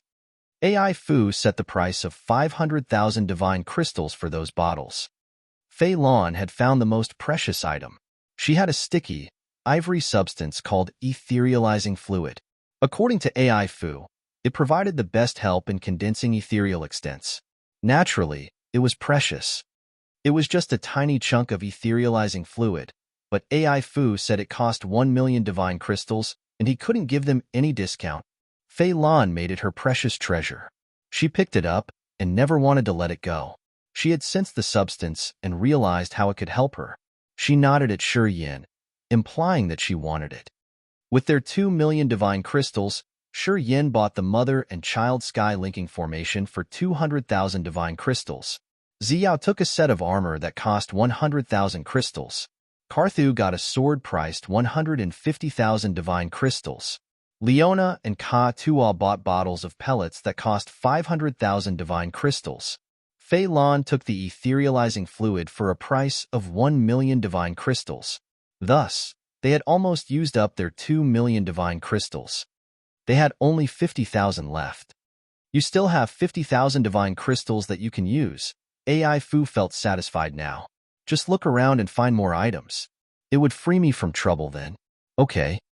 Do you know how to take the 1,000-fold lotus? Any special container or idea about how to forge the container and materials? Shiyin pondered for a while. He had a thought, so he asked. AI Fu was dumbstruck. The two-thirds sky of ethereal god realms stood by him had their eyes brighten and their backs straighten up. Do you have the 1,000-fold lotus? The 1,000-fold lotus? AI Fu took a deep breath, his voice trembling. If you have it, everything will be easier. My grandfather needs it, a lot. The two-peak of ethereal god realm eyed Shiyin. Their bright eyes looked like diamonds that could hurt people's eyes looking at them. Chapter 927, Blue Ice Jar. Chapter 927, Blue Ice Jar _ 1,000-fold lotus was the original incipient grade material, which gave a tonic to the growth of the soul altar. It could enlarge the sea of consciousness and condense the soul consciousness. It was the most marvelous material for the soul altar. Even the incipient god realm warriors had to be greedy for the 1,000-fold lotus. They could use the 1,000-fold lotus to strengthen their soul altars and their spirits or their souls. AI Fu's grandfather was an expert at incipient god realm. I'm sorry for my manners. Haha, the 1,000-fold lotus is very rare. I've been waiting in Broken Star City for many years, but I never saw any 1,000-fold lotus. How is it that you have that? Haha. AI Fu smiled, but I'm curious. If you are asking for the materials to harvest the 1,000-fold lotus, it means that you know where it is? The two-peak of incipient god realm experts standing by him also looked at Shiyin with hope, their faces serious. I got some news, but I'm not certain yet, Shiyin smiled. Anyway, it's good to be prepared, right? If I can find the 1,000-fold lotus, I won't miss the treasure if I have the special container. Do you have that kind of container? AI Fu's eyes were very bright. Yes. He extended his hand, touching the void. A bunch of light fell on a stone platform from a distance. That platform then cracked. Around 10 blue ice potteries flew out. Those potteries looked like jars with blue ice patterns covered the surface. Each of them had natural patterns of ice wrapping around. Deep blue light rippled from the potteries like great water waves. More than 10 blue ice potteries flew out and floated in front of AI Fu. They looked like the most exquisite pieces of art with immense ripples of blue light waves, catching everybody's eyes. This blue ice jar is made of rare blue ice and more than 10 auxiliary materials. It's the customized container for 1,000-fold lotus. AI Fu chuckled. It's easy to use the jar though. Before you pick the flower, you must let the blue light on the blue ice jar fly out and entangle the petals of the 1,000-fold lotus. After all of the petals are tied, you can pick it up and put it in the jar. This looks a little small. Shiyin was surprised, frowning. This blue ice jar is as big as a water bottle. But I heard that the 1,000-fold lotus isn't that small. Could that jar store the flower? AI Fu burst out laughing. The space inside the blue ice jar is shrunken. It's the feature of the blue ice. It can actually store up to 5 flowers at the same time. If you want, you can use your soul consciousness to sense it. A blue ice jar appeared, falling into Shiyin's hands. It felt icy and heavy. The surface of this pottery was strangely smooth. Shiyin sent a beam of his soul consciousness into the jar. His eyes sparkled, smiling. Not bad. The blue ice jar didn't look big, indeed. However, there was a whole world inside.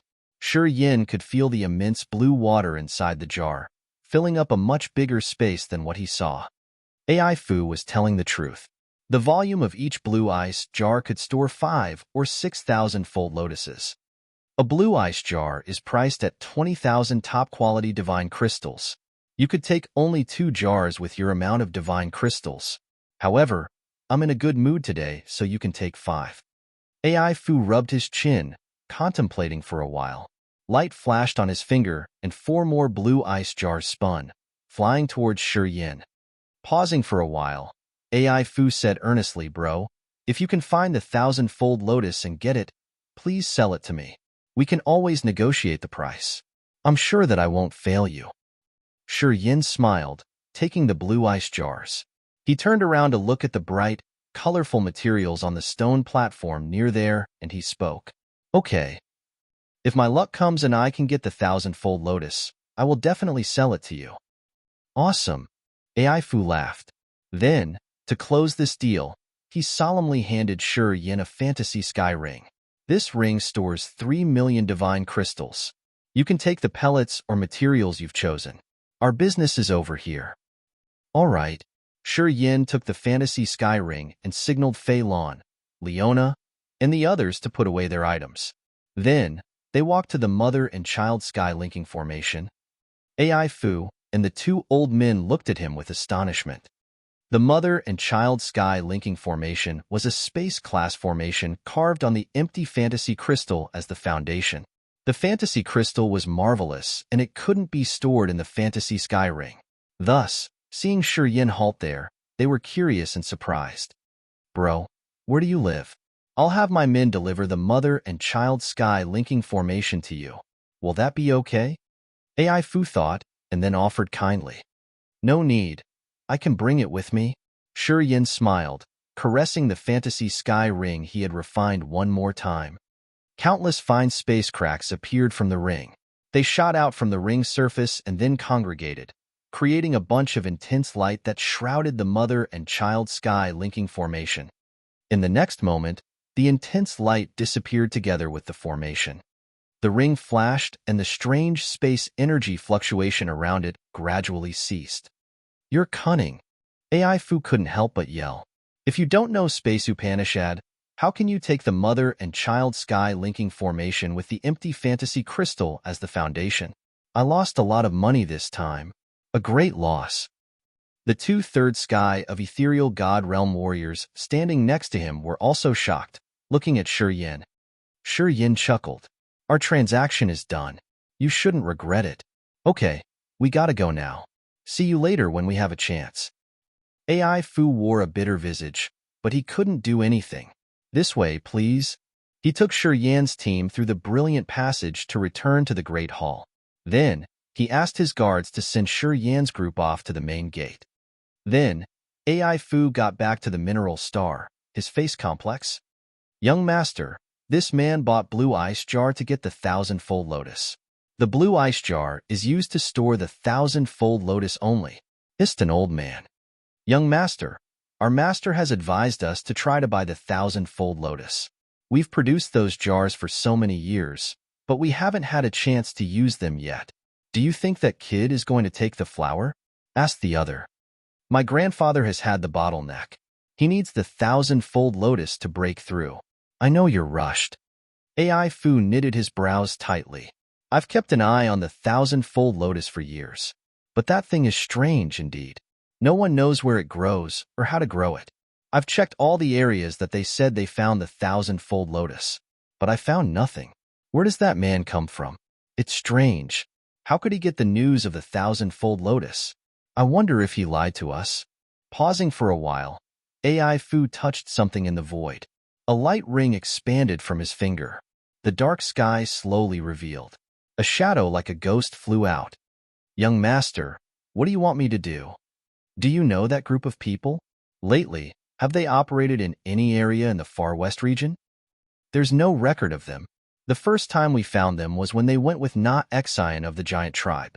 After they had entered Broken Star City, they diverged.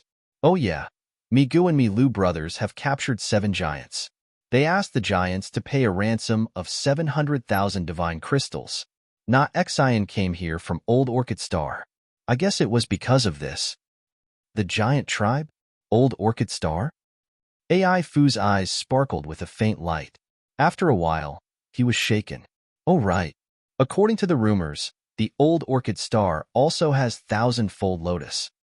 The 2 old experts cheered up, talking happily. "Seems that the kid has found something." AI Fu smiled quietly and nodded. "Yeah, Perhaps that kid found the thousand-fold lotus. Good, good. Seems like my grandfather's bottleneck will be broken soon. The old orchid star is the giant tribe's territory. This clan is weak, actually. Young master, do you want us to? No, no, no. AI Fu shook his head. I'm a businessman. I'm not a thug. I won't do that. Our auction house and shop have thrived after so many years because people trust us. It's because of our credit. Credit? Do you understand? It's because of the credit that I've spent hundreds of years gaining. We must not tarnish our reputation. AI Fu rubbed his chin, smiling until his eyes narrowed. If he gets the thousand-fold lotus and shows a good sense by selling it to me, everything will be smooth. Everyone will be happy. What if he doesn't sell it to you? Or what if he asks for a lot? Asked an old man begrudgingly. Do you need me to teach you how to act in that situation? It's true that we can't do something, but won't you find someone to do it for you? AI Fu frowned, sneering. The old man nodded slowly. Of course, friendly disposition leads to wealth. It's the most important thing. We don't need to kill anybody. AI Fu grinned again. If he can find the thousand-fold lotus, he can help my grandfather. He would be our benefactor. We should appreciate our benefactors, right? Yeah, right. The old man with the bitter face nodded again. However, he was cursing inwardly. That hypocritical brat likes to act. He's addicted to acting now. AI Fu lifted his head, looking at the shadow in the sky. Have you received any news of the murder case of Tu Feng? Not yet, the shadow replied with respect. Our men didn't find any survivors. We found no trace of Tu Feng's battle, either. Oh, they cleaned up well. AI Fu rubbed his chin. Yeah, just like my style. That should be a competent man. Investigate. Continue your work. Tu Feng's stuff is priced at 1 million divine crystals. We're in short of divine crystals. Work on it. Oh, and keep an eye on those people for me. I want to know their every move in Broken Star City. Yes, sir. The shadow retreated slowly until it disappeared from their vision. AI Fu looked at one of the two old men, chuckling. Send a message to my grandfather. Tell him that we found some clues of the thousand-fold lotus that he's always yearning for. I got it, young master, the old man replied with respect. Chapter 9:28. Open the Heart. Chapter 9:28. Open the Heart _ After Shi Yin got out of AI Fu's ancient building, he saw the teenagers still waiting for them there. Seeing them, the boy's eyes brightened, and he hastened to come to them. Fei Lan frowned, speaking deliberately, We should talk somewhere else? The boy nodded continually, his eyes filled with joy. After 15 minutes, Shi Yin found a quiet place in the south of the Broken Star Field. Not many people walked through this street, and none of them noticed this group. Fei Lan waved her hand at the boy. Where did you find it? Tell us more details. Fei Lan lowered her voice, asking. 100,000 top-quality divine crystals. The boy took a deep breath. Give me 100,000 divine crystals, and I'll take you there. I'll tell you the details. 100,000 divine crystals? And of top quality? Kid, are you so poor that you've gone crazy? Katua rolled his eyes, smiling coldly. Do you think you can deceive us? Most of the divine crystals circulated in the Raging Flame Star area were of good quality. Top-quality divine crystals were scarce. Katua had been a pirate in the land of God punishing for so many years, but he couldn't save 100,000 top-quality divine crystals. This amount of divine crystals was an incredible fortune to Katua, indeed.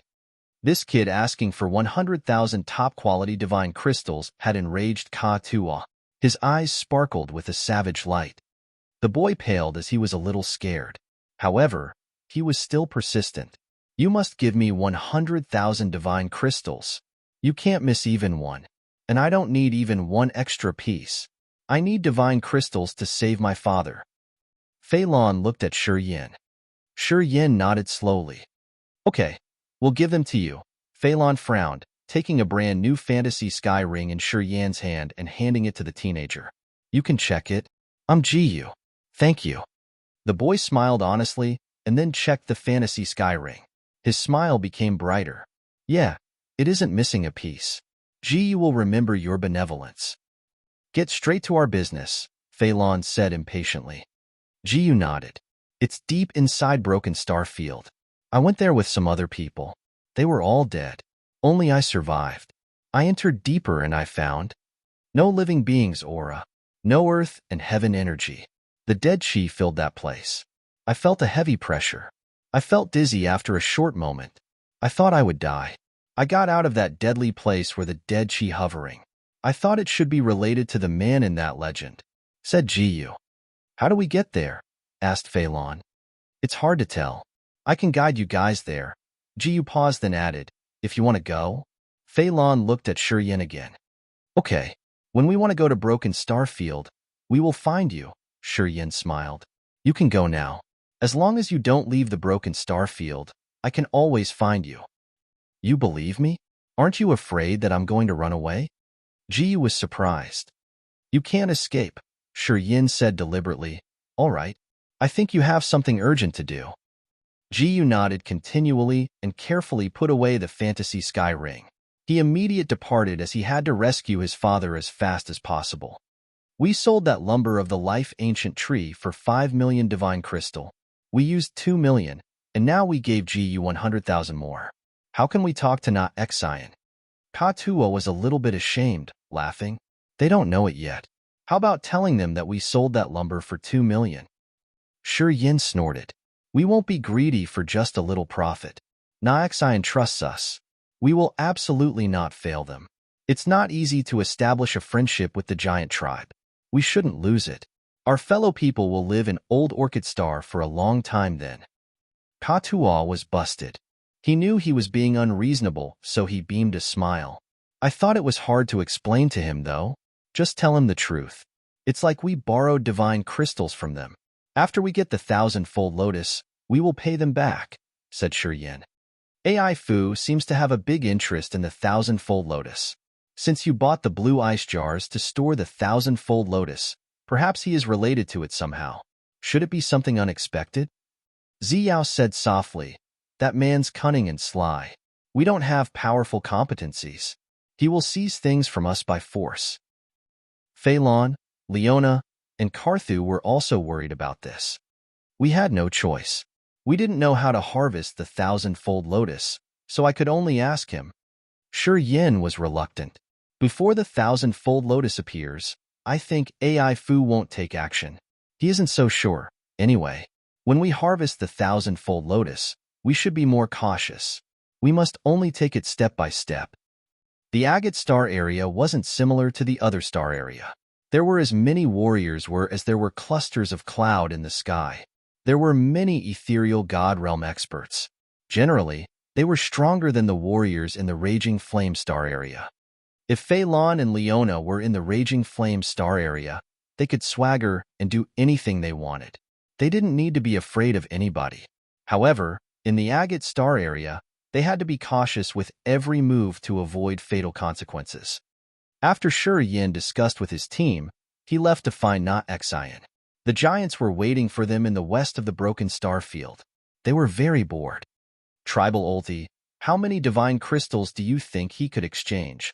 A muscular giant concealed his voice, using mind communication. This race had a loud voice.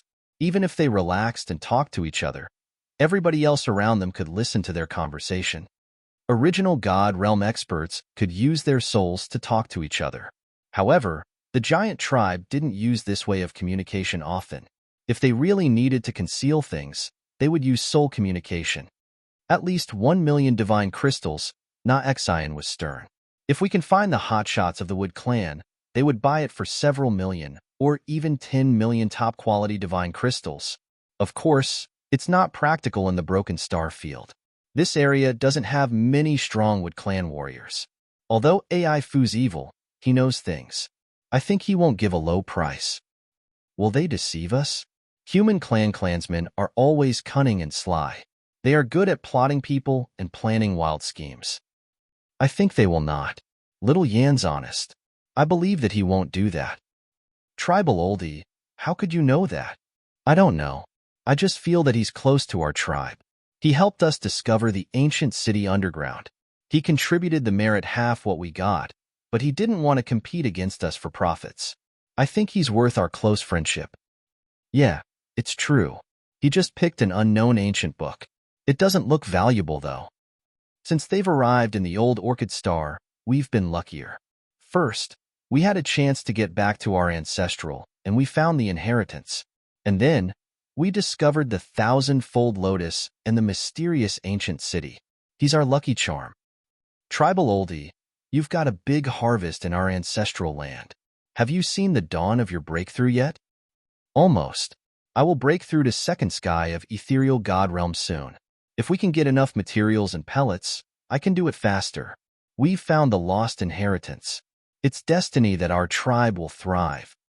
The giant's eyes brightened listening to the oldie. They were all excited. The precursors of the giant clan came to Agate Star area to pursue the god clan.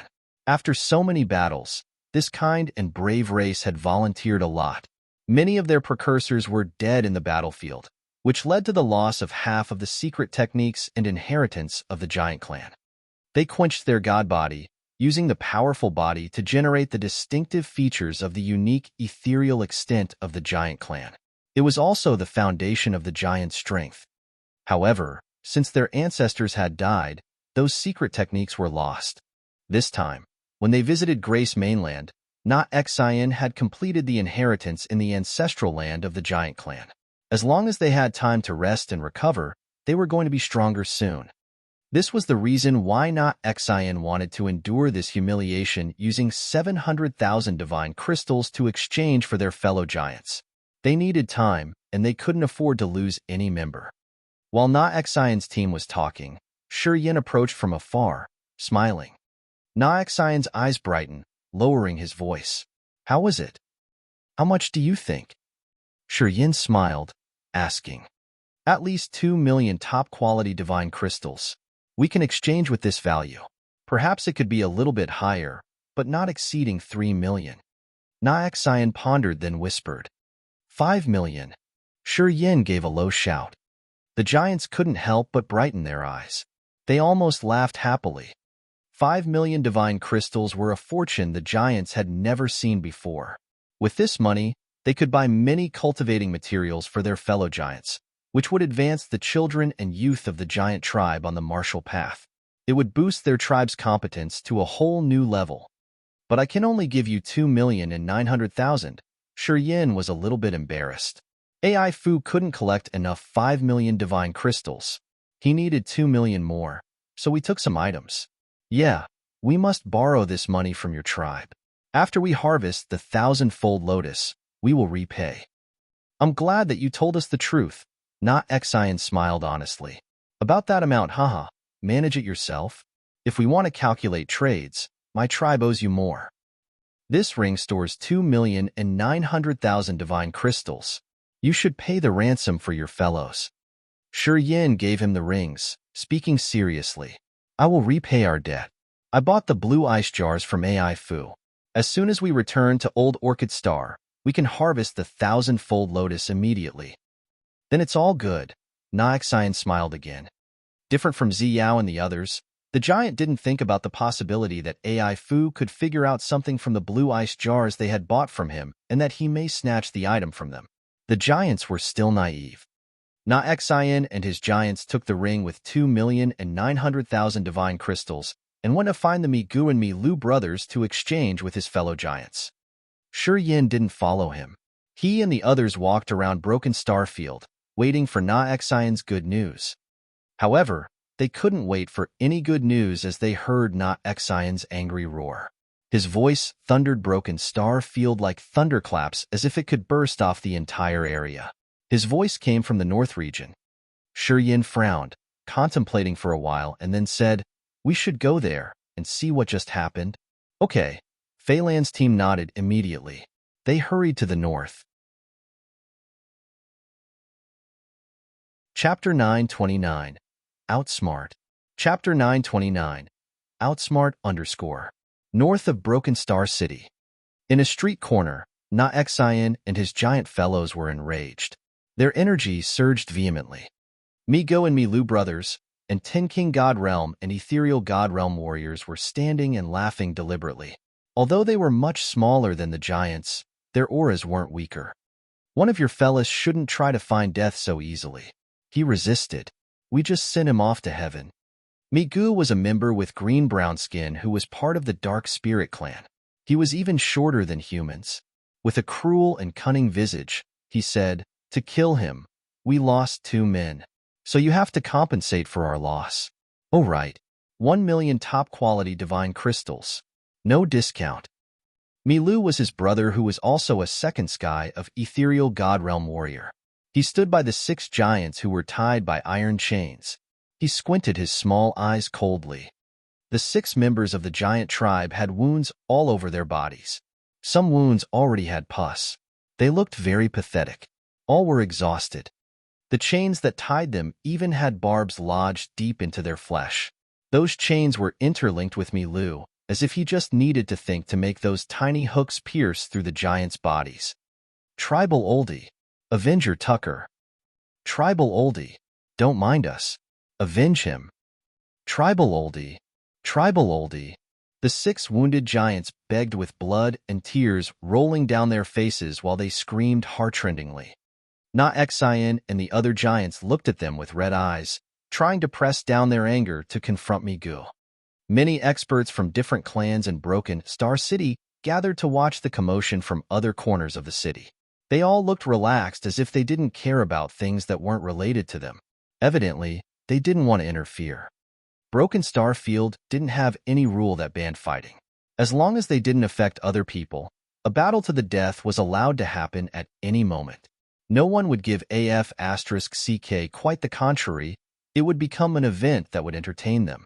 Some even made a bet to kill their free time. Na Xian clenched his jaw, glaring at the brothers. He panted, trying to calm down. He couldn't let his anger and grudge confuse him. The old giant hated that he couldn't slaughter them all and crush Migu and Milu into a pulp. What a pity. Na Xian was also at second sky of Ethereal God Realm, the same realm as the other 2. And they were 2. If he risked his life and battled them, he wouldn't gain anything good but drag his other fellow giants into a deadly situation. Thus, although he was enraged, he was actually trying painfully to not lose his mind. "Give me 1 million top-quality divine crystals. I will let them go immediately. It's simple." Migu sneered, speaking unconcernedly. "Don't blame me for not reminding you. We've shown mercy. If we didn't need slaves lately, we would have killed them all. Pay the ransom quickly. Don't wait until I change my mind." Na Xian's huge body shook. His trembling fingers fumbled for a ring and started to move the divine crystals inside. Migu and Milu exchanged looks. Their eyes brightened as they were surprised. The giant tribe was always a poor clan. They thought that asking for 1 million divine crystals should be the upper limit that the giants could bear. As Na Xian was moving the divine crystals, it meant that he had more than 1 million in his ring. Migu laughed fiendishly, speaking all of a sudden. "Hold on." Na Xian grimaced, clenching his teeth. "What else do you want? These 6 giants and our loss cost 1 million divine crystals." However, Migu laughed evilly. "Zhang Gu of your tribe had destroyed our ores in that mine. We must count this too. Okay, let's say 1 million divine crystals more. You have to pay 2 million in total." "De F*Q. Me Ge's too malicious. This is pure blackmailing. Ruthless butcher." The giant tribe's so poor that they don't even have enough food on their plates. How could they have so many divine crystals like that to give him? Migu brothers are always like that. They only bully the weak. To the stronger forces, they act as if they are truly the superior's grandchildren. The giants are too unlucky since they bumped into those thugs. This pair of brothers doesn't have a limit. The onlookers couldn't help but clamor. But since it wasn't related to them, no matter how much they were talking and discussing, none of them stood out to protect and bring justice. Hearing Migu saying so, Na Xian's face convulsed. It felt like he had an erupting volcano in his body that he couldn't hold in any longer. Migu and Milu exchanged looks, sneering continually as if they were waiting for the giants to attack them first. Then, they would subdue all the giants and take all of their properties. This pair of brothers was confident that they could subdue Na-Xian and the other giants if they joined hands. After all, they could take everything. Na-Xian was indignant. His pain had almost overwhelmed his mind. He was on edge. In the next moment, he was going to burst out. What do we do? Carthu frowned. They can't start the battle. Once they do, Na-Xian will lose for sure. However, I can tell that Na-Xian is pushed to the edge. I think he won't be able to resist any longer. Yeah, the giants aren't very forbearing. Na-Xian is trying hard to press it down. Shi Yin sighed, his eyes flashing. We must find a way to help them. They have 2 seconds sky of ethereal god realm. I'm not an equal match against any of them. If we fight, we will lose for sure. Fei Lan said frankly. Well, if we can't find, we have only one solution. Shi Yin knitted his brows tightly. Electric light flashed in his head while he tried to think of a solution. The agate star area was different from others. There were as many warriors here as there were trees in the forest. The average realm of their group couldn't be considered powerful. They couldn't use force to solve this problem. In this situation, they had to use their brains rather than their muscles. They couldn't act rashly. Shi Yin pondered for a while, thoughts crossing his head. Then, his eyes brightened up when he hissed. I got it. Fei Lan and Leona looked at him skeptically. 2. After that guy died, I have driven pieces of his blood and flesh together with the battleship and many bodies into the chaotic space basin. I'll try to see if I can pull out his flesh or blood. I'll put something on those brothers. As he was at ethereal god realm, his blood should have his aura. I think his brother will recognize it shortly. Shi Yin arranged his thoughts, grinning. You guys go there and find a chance to calm Na-Xian down. I'm going to hide until I find a chance to pour the dirty water on those brothers. Treacherous. Ka-Tua smiled. Mean. Carthu grinned. Smart. Ziyao's beautiful eyes sparkled with bright light. Then, Fei Lan, Leona, and the others followed his words, walking to Na-Xian and the brothers. Shi Yan's eyes moved swiftly. He was like a gloomy ghost looking for a quiet corner, closing his eyes and urging space powers. His soul consciousness moved like a shuttle, tearing the sky and entering a secret space slit. Shi Yan's soul consciousness moved like electronic beams running through the chaotic space currents continually as if it knew where its target was. A weak beam of energy reflected his sea of consciousness. His soul altar shivered slightly. A pure beam of soul consciousness suddenly found its target. In the brilliantly colorful space basin, a battleship hovered with disposable bodies scattered around. They slowly decayed, becoming the most primitive parts in the universe.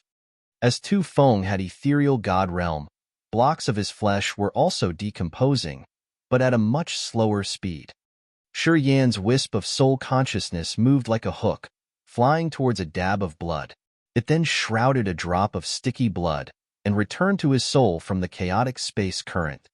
Migu and Milu were standing, crossing their arms in front of their chest.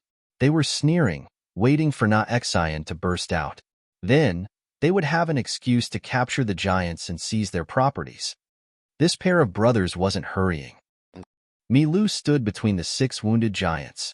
The massive body of the giants covered him, so people couldn't see him wholly. A tiny space slit flashed and disappeared behind his left shoulder.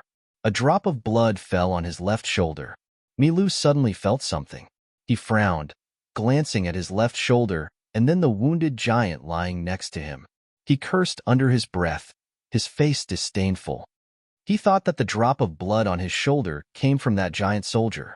Thus, he didn't mind it much. From a quiet place far from that area, Shi Yin opened his eyes, grinning cunningly. He headed to someplace far ahead of him discreetly. In a deep place above his head, a shadow that both his eyes and soul consciousness couldn't spot suddenly flashed and then disappeared, drifting towards Shi Yan's direction. Dash! Are you the Blood Halberd? Shi Yin walked to the center of Broken Star Field, speaking to an impatient warrior. Kid, what are you asking that for? The man couldn't keep his manners, shouting. I'm looking for Tu Fei. I got the news of his brother. Shi Yin said with a stern face. Tu-Fei had forced this man too much. He wanted to bang his head on the wall. Listening to Shi Yin, his eyes brightened and he shouted curtly, "Follow me." Shortly after, Shi Yin was brought to the Blood Halberd's base in Broken Star Field. Tu-Fei looked ferocious, staring at Shi Yin and speaking brutally like a caged wild beast. "Kid, I've met you before." "Yeah, I've just visited AI Fu. From AI Fu, I knew that your brother was murdered." Shi Yin nodded, talking seriously. "On our way to Broken Star Field, we saw a fight where a first sky of ethereal god realm expert was killed. I didn't know him. However, when I saw you recently, I remembered it. I think you look very similar to him." Tu-Fei stood up, his murderous aura shooting up to the sky. "Who? You know who did that to my brother?" I don't dare to say. I'm afraid that he will take revenge. They are so dangerous," Shi Yin said weakly. "I'll protect you. Who dares to touch you? Spit it." "Who?" Tu-Fei was outraged, his bloodthirsty feeling arising. Right inside Broken Star Field. He's confronting the giants. He's watching the giants. He got second sky of ethereal god realm cultivation base. He should have your brother's blood on his body. When you get there, you can sense. Then you will know whether or not I'm telling the truth." Shi Yin smiled inwardly, but his face was solemn. "Please, don't disclose my identity. I'm afraid. I'm scared of them." "Don't worry. If they did that, I'm sure that they wouldn't stay alive to trouble you." Tu-Fei didn't mind Shi Yin anymore. He flew like a roaring tornado towards the brothers' location. Chapter 930. Well played. Chapter 930. Well played. North of Broken Star City. Na Xian gritted his teeth. His eyes looked like he wanted to spray fire. He was trying to hold himself. However, the flame of rage in his heart was burning harder and harder. Na Xian's spirit had almost collapsed. Fei Lan came. She frowned and then used her soul to send a message to Na Xian. "Hold on for a little while." Na Xian's bloodshot eyes raked through the crowd. He found Fei Lan and the others. He had a gleam of confusion, but soon after, he calmed down. More and more people came to watch this battle. The experts of different races were waiting for something fun, a battle to be taken place soon. At the moment the atmosphere was the most tense. A tornado roared above the crowd, descending right next to Milu. Tu-Fei, the crazy, savage Tu-Fei. His brutal line of sight of a venomous snake was focused on Milu. He took a deep breath, using his soul to sense. Shortly after, his eyes became bloodshot, gazing at Milu's left shoulder. He hissed and roared like a mad ghost. "Milu, Miga, you dare to kill my brother. I will crush your bones." Then, he attacked them directly. The soul altar had a violent surge. Many tornadoes rocketed into the sky instantaneously. They looked like gray smoke columns used to warn people. They attacked Migu and Milu. Each of the tornadoes had sharp icicles in the core. In the middle of the tornadoes, the icicles howled as if they could crush everything into ashes. Seeing Tu-Fei get mad, many onlookers were startled, staying away as fast as possible. Na Xian was bewildered seeing Tu-Fei become even crazier. He felt very confused. Tu-Feng, didn't Fei Lan, Leona, and I break his god body and then Shi Yin swallow his soul altar? Why did Tu-Fei come here to attack Milu? Na Xian had many questions in his mind. Tu-Fei, what are you getting mad at? We brothers are always in Broken Star Field. We didn't go out. How could we kill your brother Tu-Feng? Migu shouted. His arrogant manner disappeared. Your blood halberd and we have never violated each other. How could we attack your brother? You mother asterisk cur. You're so wrong. Your mama's wrong. Tu-Fei was enraged, using his soul altar to manipulate the tornadoes. There's my brother's blood on your brother's body. I'm his brother. How would I not recognize that? Shouting and screaming crazily, Tu-Fei faced the sky and hollered. He jumped directly into a tornado, moving like a mad ghost toward Milu. At the same time, Tu-Fei shouted deafeningly, "Blood halberd brothers, kill them for me." Two shadows zoomed in from a far distance. Their auras were very intimidating. They responded to Tu Fei's shout. As soon as they arrived, they joined the battle immediately. "Me go. You want to F***king die? Do you dare to touch our blood halberds members? I know you are in short of mine slaves, but I didn't expect that you would plot against blood halberd. If we don't kill you, how can we blood halberd have a foothold in Broken Starfield? Kill them. Brother Tu Feng used to drink with me. You mother cur. You dare to touch my brother. You must die." There came another 2-second sky of ethereal god realm experts. "Let me help you." Na Xian had pressed his anger down for a long time. He suddenly cried grumblingly, releasing his ethereal extent. Light shot out around his body as he aimed at Migu. "Today is the day you die." Tu Fei, Na Xian, and 2 blood halberds warriors who had just arrived were all at second sky of ethereal god realm. This force would absolutely gain the upper hand when dealing with the Migu brothers who were at the same level. Especially Na Xian. No one knew what he had encountered in Grace Mainland. However, at this moment, they saw his realm and power leap. While he was shouting and roaring, brilliant light twirled around him like a cotton ribbon. Then, it entangled Migu, cooperating perfectly with Na Xian's ethereal extent.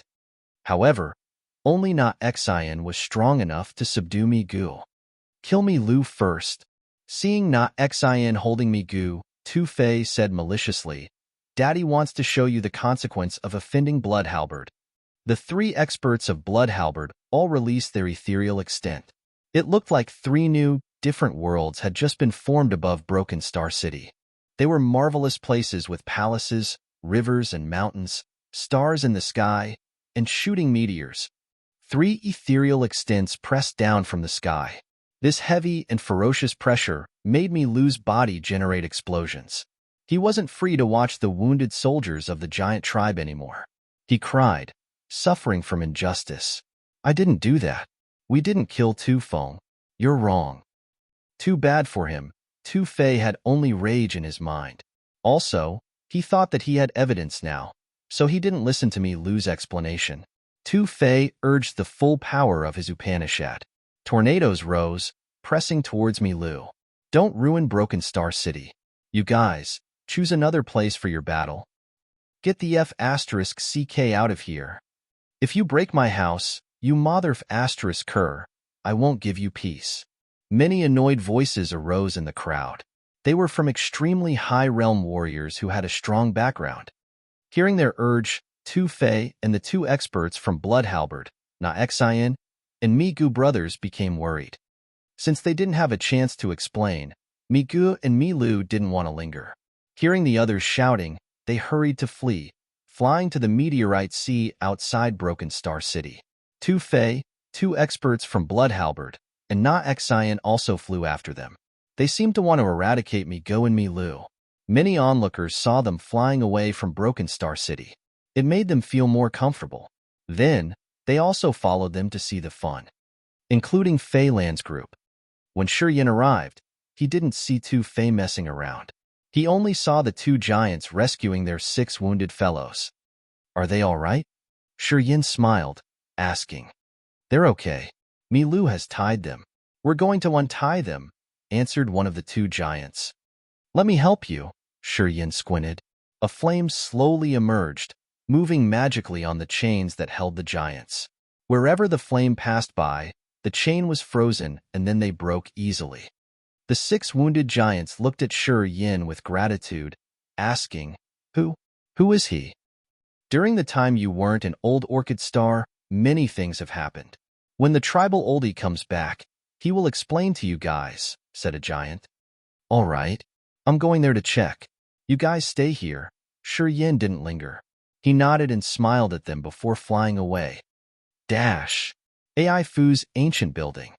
A ghostly shadow slowly emerged, but people couldn't see his real appearance. "Young master, Tu Fei and blood halberds warriors are pursuing Migu and Milu. What happened?" AI Fu's interest was aroused, asking curiously, "Is it true that the murder case of Tu Feng is related to Migu and Milu? It's impossible. How could Migu and Milu dare to provoke blood halberds people? They care about their lives, don't they? They aren't involved in Tu Fei's murder, indeed." The shadow explained in a soft tone. The murderer is the one who has just come here, the kid who uses space power. Why do you say so? AI Fu's eyes brightened. Migu and Milu wanted to get on the giant's nerves to take all of their divine crystals. Oh, right. After that kid left this place, he handed the divine crystals to Na Xian. It seems like he had sold the item on behalf of Na Xian. Continue, please. When Na Xian was about to crack, that kid used his space power to drip a drop of blood on Milu. And that drop of blood belonged to Tu Feng. He told Tu Fei that Migu and Milu had killed Tu Feng using that drop of blood as evidence. Right after that, Tu Fei flew out. He sensed and certified that the blood belonged to his brother. The battle occurred right after that. AI Fu listened to him. After the shadow finished, his eyes became brighter. After a while, he couldn't hold his compliments. Well played. He shifted sh*t on Migu and Lu to solve the giant tribe's difficulty. It also saved them from Tu Fei's pursuit. They even had the chance to take the reward of 1 million from Tu Fei. Holy *t. This kid really played it well. He got all he wanted, and he didn't even need to labor for that. Excellent. Genius. Young master, do you want to expose him? Asked the shadow. No need. No need. AI Fu waved his hand continually. It's an excellent drama. Hey, I should go there to watch. It has been so long since I've last seen someone at such a level of cunning and deceptive. No, we shouldn't expose him. Absolutely not. If Tu Fei and Migu kill him, who will find the 1,000-fold lotus for me? Interesting. This kid is interesting. Yeah, you should continue to keep an eye on him for me. I'm going there to see how this funny drama will end. Haha, I feel good. Touché. The wildland in the north of Broken Star City. 6 figures rose the storm in the place, crushing all things including light. The earth cracked wherever they passed by. Earth-shaking explosions reverberated in the void. Na Xian of the giant looked like the crystal god of war. Brilliant light twirled around him. Beams of crystal light shot out from his god body, attacking in all directions. His ethereal extent continually released the aura, which boosted up his power. Tornadoes howled, screaming like giant gray dragons that roamed in the air to find some delicious snacks. They didn't see Migu and Milu as these two people were kept inside the gray tornadoes. They were shouting indignantly, cursing at Tu Fei. They felt so aggrieved that they wanted to die. Many warriors of Broken Star City followed them but stayed afar, watching this fierce fight. Sometimes, they gave comments and discussed boisterously. Doomed. Migu and his brother are doomed. I wonder if they were totally killed. Oh, I think their soul altars could escape, right? Who knows? Anyway, Na Xian of the giant tribe seems to be much stronger today. Migu can't be his opponent. Haha, he has underestimated the giants. Nonsense. The giant tribe used to be mighty. Do you know that? It's because they are frank and nice. They were always the vanguard. That was why many of them died. At the same time, they didn't have the fair shares afterward. That was how they were weakened. Yeah, the giant tribe used to be powerful. What a pity that their ancestors are all gone and their supernatural powers have been lost. From Na Xian's performance, I think he had some good encounter. Interesting. While they were clamoring, Shi Yin appeared silently by Fei Lan's group, smiling. If one of them dies, we will receive good things. Fei Lan, Leona, and Ka Tuo's eyes brightened. Chapter 931. Occupy all advantages. Chapter 931. Occupy all advantages _ You guys, we meet again. AI Fu was like a ghost, standing quietly by Shi Yin and the others. He lifted his head to look at the wild area in north of the Broken Star City, asking as if he was their friend. How's it going? Are Migu and his brother hurt yet? He stood alone as he didn't bring any guards. However, as soon as he arrived, the other warriors proactively gave him room, which also gave Shi Yan's little space. The battle between Na Xian, Tu Fei, Migu, and Milu was furious with surging momentum. That area looked like it had to bear a terrifying earthquake. Energies impacted upon each other, creating tremendous shockwaves. People at low realms didn't dare come near. Migu and Milu were always in the lower hand situation. Not Exion and Blood Halberd besieged, attacking them continually. They became helter-skelter. However, Migu and Milu didn't hasten to leave as they were trying to explain. They screamed and shouted to convince Tu Fei that they weren't related to Tu Feng's death. They both knew that if they couldn't explain this time but fled away, it would be no different from escaping because they would be guilty. Blood Halberd would become even more confident that they were the real murderers. Blood Halberd in Broken Starfield was much stronger than the two brothers. If they brought a grudge against Blood Halberd, even if they could escape, Blood Halberd would chase after them unceasingly. Too bad for them, Tu Fei thought that he had found evidence, and he had rage flood his mind.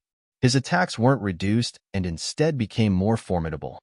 Amongst this group of 6, Na Exion was the only one who knew the truth. If the others knew what had happened back there, Migu, Milu, Tu Fei, and Blood Halberd would never spare his life and his tribe. Therefore, Na Exion also tried his best to not give Migu time to speak. His ethereal extent had many layers like a fantasy world, pressing down from the sky and shrouding Migu entirely. Light swirled around Na Exion's body, sending sharp air currents to attack Migu. This kind of sharp light could even pierce through Miji's ethereal extent. Migu was trying to strengthen his ethereal extent and keep it complete. He had to concentrate, not having time to talk. Milu's situation was even worse. Tu Fei and 2 Blood Halberd's experts were attacking him. He could still scream at first. Afterward, he couldn't even roar to vent out his anger as he had to move continually in his ethereal extent to dodge Tu Fei's world of tornadoes. Migu brothers are destined to be defeated. However, perhaps they won't be killed. It depends on Tu Fei and Blood Halberd. Let's see if they're willing to pay or not. Yin explained in a low voice. Milu was about to collapse. If he wanted to escape at any cost, he could still have a chance. Of course, if Tu Fei was afraid that Milu would risk his life and lose their chance to stop him, it was possible that Milu would survive.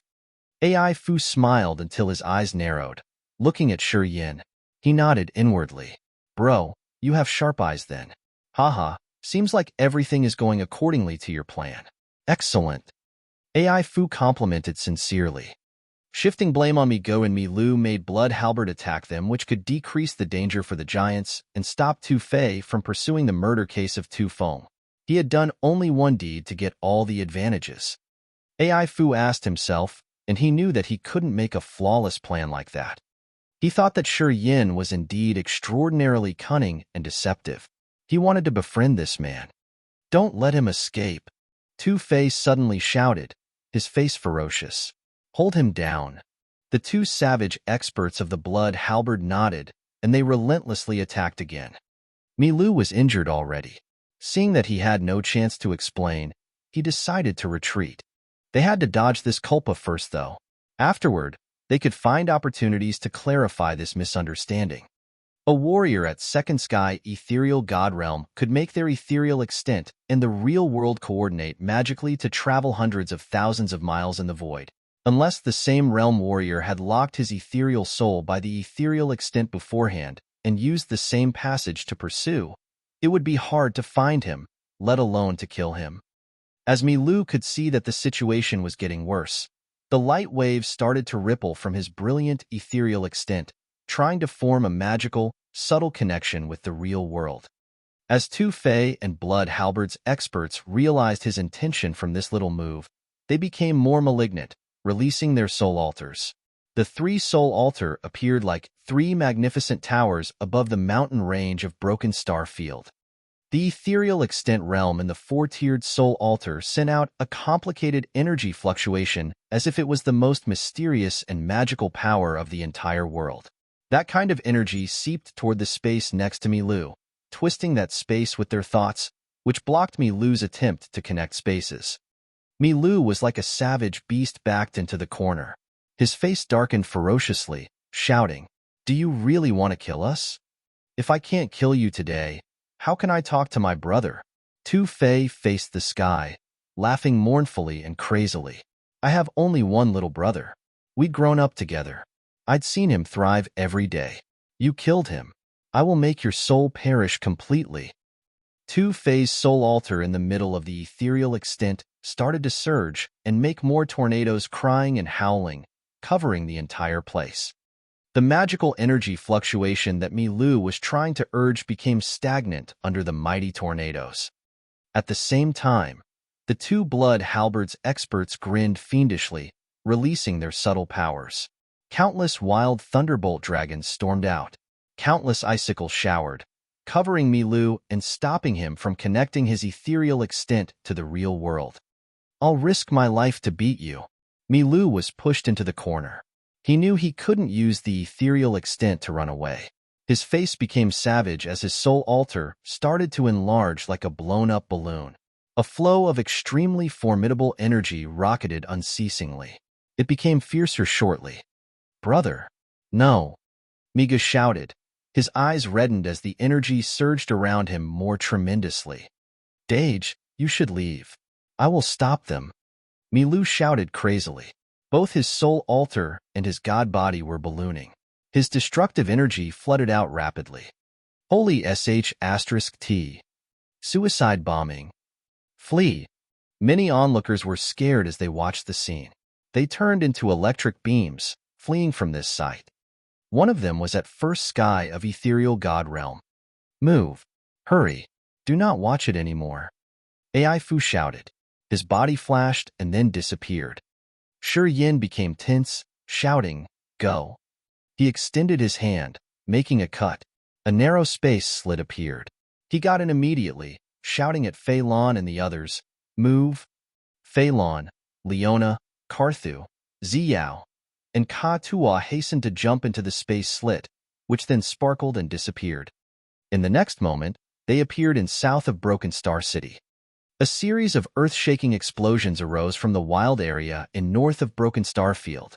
The noise didn't fade out for a long time. An aggrieved will hovered for a while before slowly dispersing. Shi Yan's face was dark and solemn. He sensed for seconds and then grinned. He swayed through the space slit again. It wasn't a hard task for him at his realm to move between the short distances in this area of Broken Star Field. He could cross tens of thousands of miles in just a blink. He could even bring people with him. When he reappeared on the wildland in north of the Broken Star Field, he didn't see Mi Gu. However, Mi Lu was everywhere. Pieces of the god body, bones, tendons, vessels, were hovering under the effect of an unknown power. They appeared in every corner of the wildland. His soul had turned into countless wisps, but they couldn't gather again, slowly disposing into earth and heaven. Shi Yin halted between those pieces of blood and flesh, hovering quietly as if he was watching something. Actually, he was trying to absorb the energy. Mi Lu's soul altar was also broken. His soul energy scattered around like threads of a spider web. However, Shi Yin didn't dare to use the black hole in his soul altar to swallow it, which could catch people's attention. He had just silently taken in the energy from Mi Lu's god body with his acupuncture points. Since Mi Lu was at second sky of ethereal god realm, only the energy in his body was too abundant. It shook Shi Yan's acupuncture points, making each of his cells cheerful. Pieces of Mi Lu's cracked bones and meat floated in the void.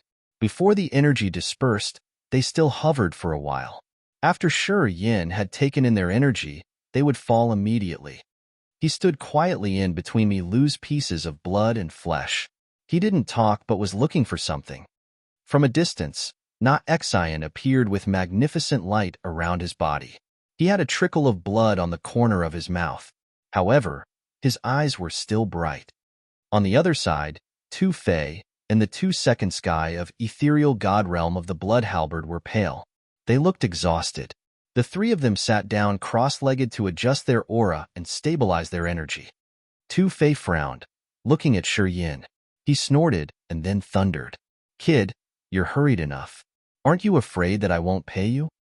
While talking, Tu Fei slipped off a ring on his finger, flickering it toward Shi Yin. Shi Yin was so happy. Receiving the ring, he used his soul consciousness to sense then laughed. "Thank you, Sir Tu Fei. You do respect your credit. Such a real man." Tu Fei thought that he came to ask for payment. He didn't know that Shi Yin came here to try to take the energy from Mi Lu's body before it was lost when his energy dispersed into earth and heaven. Giant Na Xian was shocked. He gazed at Shi Yin, his eyes darkening. The secret that had disturbed him was exposed now.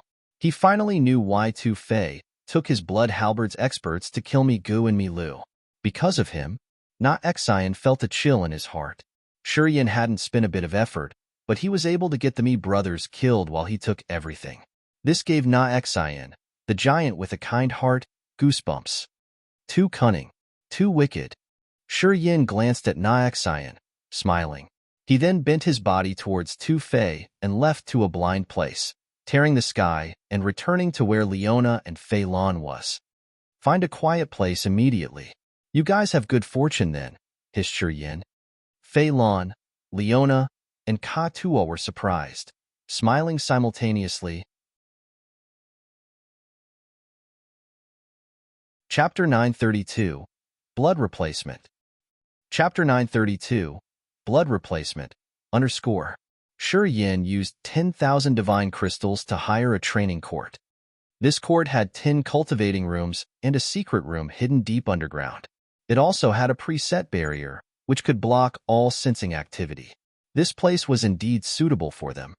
In the secret chamber, Shi Yin, Fei Lan, Leona, and Ka Tuo sat down cross-legged. Shi Yin sat on the opposite sides to the other three. Pure energy was released from each of Shi Yan's acupuncture points. They divided into 3 flows that poured to the blood mark on the forehead of Fei Lan, Leona, and Ka Tuo respectively. This time, Shi Yin was capable of precisely controlling the amount of energy released. At second sky of ethereal god realm, Mi Lu was 1 level higher than Tu Feng. The intensity of essence qi when his god body exploded was several times thicker than Tu Feng's. Without Fei Lan, Leona, and Ka Tuo taking the excess, Shi Yin couldn't digest all of it alone. Perhaps he would explode to death. Through the blood mark, Fei Lan and the other 2 helped him share the excess of energy, especially Fei Lan. She had reached first sky of ethereal god realm, so she could absorb a lot of energy. Shi Yin sat neatly, letting his exquisite soul consciousness guide the surging energy in his vessels that flooded the essence qi ancient tree to refine his god body. After many times of quenching, Shi Yan's god body had reached an incredible toughness. This time, when carrying out the quenching, he stressed the power of the immortal rebirth secret to condense the immortal demon blood. As the energy rolled in his vessels, magical changes started to occur. Dash! Above the hidden chamber, Carthu and Ziyao were waiting in a 1,000 square meter stone room. Ziyao's charming face looked obviously dejected. Carthu knew she wasn't comfortable. He advised her reluctantly. You shouldn't mind it much. That kid must have some secrets, which are related to Leona, Fei Lan, and Ka Tuo. That's why he doesn't want us to watch them. I understand. Ziyao's beautiful eyes sparkled a gleam of sorrow. I found that I couldn't enter his heart. Moreover, after we left Raging Flame Star Area, I felt helpless, so helpless. After they had left Raging Flame Star Area, Shi Yin with his power and knowledge had naturally become their leader. Even Fei Lan and Leona had followed his orders, which was unimaginable in Carthu and Ziyao's points of view. However, since they had arrived in Old Orchid Star, Shi Yin had proven his competence many times. He met the requirements of a leader who could give them many benefits. Jester, who used to have a different opinion, was now subdued, following him honestly. From some aspect, he did have charisma. However, this had weakened Ziyao and Carthu's confidence, especially Ziyao. When they were in Raging Flame Star Area, she was the noble princess of the Dark Firmament Divine Nation with an honorable position. Her realm wasn't bad. She was also a smart princess, the top warrior amongst the top warriors.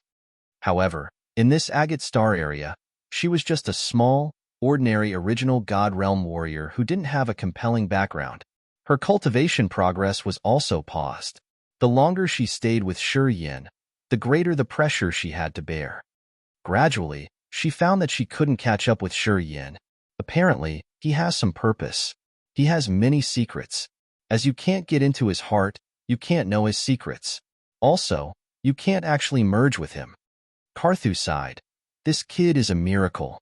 I've known this when we were still in Raging Flamestar area.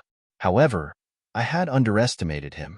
I think that if you do have feelings for him, you shouldn't be shy and should be more active. With your intelligence and glamour, I think he won't be able to resist, especially since that little girl Feng Rao isn't here. Should we seize the chance like that? Xiao muttered, blushing beautifully. She was shy so she couldn't hold it. Haha, if Feng Rao wasn't lucky enough to go with him that year, things wouldn't be like this today. At that time, you weren't with Shi Yin. Carthu chuckled. At that moment, I didn't think that he was the one I wanted with all my heart. It's not because Feng Rao had taken that chance. It was her destiny. Xiao forced a smile, moreover. He treats Feng Rao well. If I interfere with him now, wouldn't I be a little despicable? I don't know what your highness think, but I think that if you love someone, you won't think about anything else but winning his heart. Frankly speaking, talking about love, it matters to only two people, you and your loved one. Carthu guided the girl. Xiao was astounded for a while. Then she thinned her lips. I will try. Carthu smiled happily. In the secret room, no more light of pure energy emitted from Shi Yan's body at this moment. Fei Lan, Ka Tuo, and Leona were sitting neatly, carefully digesting the energy and merging it with their own energy in their body. Ka Tuo suddenly shuddered. His soul altar started to spin continuously, releasing a flow of chaotic energy. That twisted energy covered him tightly, creating a chunk of some substance, which was floating and transforming according to the change of his chaotic energy. He got the complete inheritance from Shi Yin. As he had ascetically cultivated for many years, his realm wasn't low. However, due to his incomplete inheritance, he couldn't break through fast. After the complete inheritance had been integrated into his soul, he had soon increased his realm on a larger scale. In God-perishing land, Ka Tuo received the subtle chaotic energy left by Gulu, which boosted his realm evidently. Receiving soul energy from Shi Yin twice, he became the first expert having a breakthrough in this group. He was breaking to second sky original God realm from first sky of original God realm. As seen from his momentum, it would come shortly. Staying in the center of the twisted, chaotic energy, Ka Tuo's face was deformed, which looked pretty funny. His body continued to distort. He suddenly recalled something. A ring on his finger flashed. Some round pellets emerged from the ring. He swallowed them all. The fragrance of the pellets seeped into his internal organs.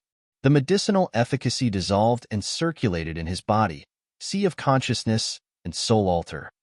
They were the pellets he found in AI Fu's treasury, which were at level 6 divine grade, pretty suitable for his breakthrough. Not long after he had swallowed the pellets, Ka Tuo's spirit, chi, and soul became abnormal. His soul altar spun, diffusing a faint aroma. His original soul gradually calmed down, becoming clear and empty. Suddenly, chaos power Upanishad in his head became easier to perceive. He was increasing his realm step by step. After Fei Lan and Leona had refined the energy, they felt something. They couldn't help but look at Ka Tuo with astonishment in their eyes. Excellent innate endowment. Fei Lan and Leona exhaled and then shifted to look at Shi Yin, who still had his eyes closed, his aura ancient and long with a faint smell of blood. They didn't know that Shi Yin was using the immortal rebirth secret to refine the pure energy and his body to create the immortal demon blood. Scarlet drops of immortal demon blood that looked like ruby rolled into his vessels in circulation. He was carrying out the blood replacement. The number of immortal blood demon drops he had generated this time was significant. Together with the previous accumulation, Shi Yin thought he could attempt to replace the blood in his body. He immediately carried out his plan. Drops of scarlet immortal demon blood slowly moved inside his vessels. They looked like blood pearls on a pearl chain, drop by drop. His original blood evaporated into blood chi, diffusing through his skin and giving people the distinctive smell of blood. While replacing his blood, his body became scarily garnet. At this moment, he looked like a bloody man. After Fei Lan and Leona had finished refining the abundant energy that Shi Yin just gave them, they frowned as they were a little bit anxious. They didn't know whether Shi Yan's current situation was good or bad. They didn't even know that Shi Yan could replace his blood or what was good about replacing blood, which made them worried. Today, even if Shi Yan wanted to get rid of them, they wouldn't leave him. With the previous and the current experiences, they knew what kind of benefits they could receive if they stayed with Shi Yan. Also, the encounters they had would make people jealous. To a warrior, his realm was the foundation of everything, while a mighty competence was all he could have. Shi Yan could give them all of these. Will he be all right? Leona frowned. Should we help him? Help him? Fei Lan forced a smile. Do you know how to help him? If I knew, I wouldn't just sit here and watch. Anyway, I think you don't even know what's happening to him, right? Leona nodded. If we don't know the causes, we shouldn't act rashly. I think he isn't similar to ordinary humans. If he receives a mighty inheritance, he should have something unique. I think we can only watch him then, said Fei Lan. Leona hesitated for a while, and then said reluctantly, we could only wait in vain then. It'd be better than acting rashly, said Fei Lan indifferently. Thus, they just looked at Shi Yan, waiting in silence. Under their gaze, it looked like Shi Yan's entire body was congested. Suddenly, a blood halo expanded from him, which looked more like a real, magnificent crystal. His god body was covered by the blood light, which then created a giant blood cocoon. From the transparent state, it became opaque. It looked like some strange creature was undergoing its last transformation. Breaking this chrysalis, it would become a butterfly. Fei Lan and Leona gawked. They could see a gleam of fear in each other's eyes. Shi Yan's transformation at this moment wasn't similar to any normal creature. It looked eccentric, yet beautiful, and it made them confused. Is he a human after all? Leona contemplated for a while, and then muttered. Fei Lan had a bitter gleam on her face. I was certain that he was. But now, I don't know. But I believe he knows what he's doing. Otherwise, he would have moved to resist and not stand idly like this. Listening to her, Leona could feel that. She nodded. Yeah, he isn't resisting. I can tell that he's happily accepting everything. It means that he knows what he's doing. So, what's he doing after all? Only God knows. Fei Lan shook her head. Chapter 933. Blood is boiling. Perfect form? Chapter 933. Blood is boiling. Perfect form. Shi Yan's god body was hiding inside the blood chrysalis, so Fei Lan and Leona couldn't see him. However, beams of blood light moved on the blood chrysalis like a bunch of snakes with intellect. An immense blood chi gushed out terrifyingly from the blood chrysalis. Fei Lan and Leona were frightened. Thump, thump, thump. His heartbeat was powerful like a rumbling thunder. It felt like a massive hammer continuously pounding Shi Yan. However, Fei Lan and Leona clearly understood that the noise was Shi Yan's heartbeat. Gradually, more clear and exquisite cracking noises came from the blood chrysalis like the breaking or exploding of bones, which rose the hair on their napes. At Fei Lan's and Leona's realms, they could see inside the blood cocoon. However, they couldn't know what was happening inside even when they used their soul consciousness. They only knew that Shi Yan was transforming. They still didn't know whether his transformation was good or bad. They didn't dare to tear the blood chrysalis. They could only watch until the moment he broke this chrysalis. Time flew hurriedly. 3 days had passed as quickly as a blink of an eye. After 3 days, Shi Yan was still inside the blood cocoon while blood chi surged more vehemently. More blood light wound around the blood cocoon. Blood electric spears shot out like lightning strikes. Leona and Fei Lan wore a darker face. Katua wasn't far from them. He had reached the critical moment. His soul altar started to slow down as if he had to consume a lot of energy for each round. His soul altar becoming sluggish meant that it was undergoing a transformation. Each round it spun now was one time of quenching. Fei Lan and Leona had been through this step. They knew when the madly spinning soul altar slowed down and how heavy it was to make it revolve one time. The warrior needed a tenacious mind and spirit to capture the power Upanishad to break through. When Ka-Tuo's knowledge of chaos power Upanishad had something new, he had to stimulate the energy in his body with more effort to move the soul altar to go through one round. Ka-Tuo's god body and soul altar slowly revolved. Brilliant light emitted from his body, making him a significant source of light. He didn't use divine crystals. Earth and heaven energy in this area was also diluted, which couldn't support him much. But he had the energy Shi Yin had given him. That amount of dense energy was enough to supplement the amount he had consumed to finish his breakthrough. Thus, Ka-Tuo didn't need to worry about energy. He just needed to understand his Chaos Upanishad. Gradually, Ka-Tuo found it harder to move his soul altar. It felt very heavy. However, the chaotic energy surging around him and the coverage of his god domain was still expanding. Each inch he covered meant progress towards his breakthrough. Eventually, when Ka-Tuo's understanding of chaotic energy had reached another level using the secret inheritance Gu Lu gave him, his soul altar forcefully spun one round. Boom! An explosion echoed from both Ka-Tuo's soul altar and god body. However, it was like the whisper of an angel to him as it carried the magical essence of the world. The light around his body retreated. His aura stabilized. The god domain created from the chaotic power was also retrieved. Ka-Tuo sat still. However, he gave people a strange feeling as he seemed to combine into one with earth and heaven, matching perfectly and becoming part of Broken Star City and Broken Star Field. He had successfully broken through to second sky of original God realm. At this moment, he just needed to steady his energy, calm down his soul altar, and wait for the moment to wake up. His innate endowment isn't ordinary. No wonder why he received the inheritance. I've been observing him throughout past few years. He does have qualifications to receive the inheritance. Fei Lan said softly. It seems that the Chaos Upanishad inheritance isn't open to anyone. Perhaps, before him, many had received it and perished because they couldn't bear the inheritance. I think so. Ka-Tuo is also a madman. He didn't always follow the rules in Heaven Punishment City. If you didn't protect him discreetly, he would have died already, smiled Leona. We still have someone extraordinary here. Fei Lan looked at Shi Yin. This man is much more formidable than Ka-Tuo. The inheritance he received is also the wickedest one. Anyway, his transformation is slower than Ka-Tuo's. I wonder what's going on in there. Leona beamed a forced smile as she didn't know what to say. Under their gazes, the blood lights slowly retreated into the blood chrysalis, as if they were going to wind around Shi Yan's god body. Slowly, the beam of blood light from the blood cocoon disappeared.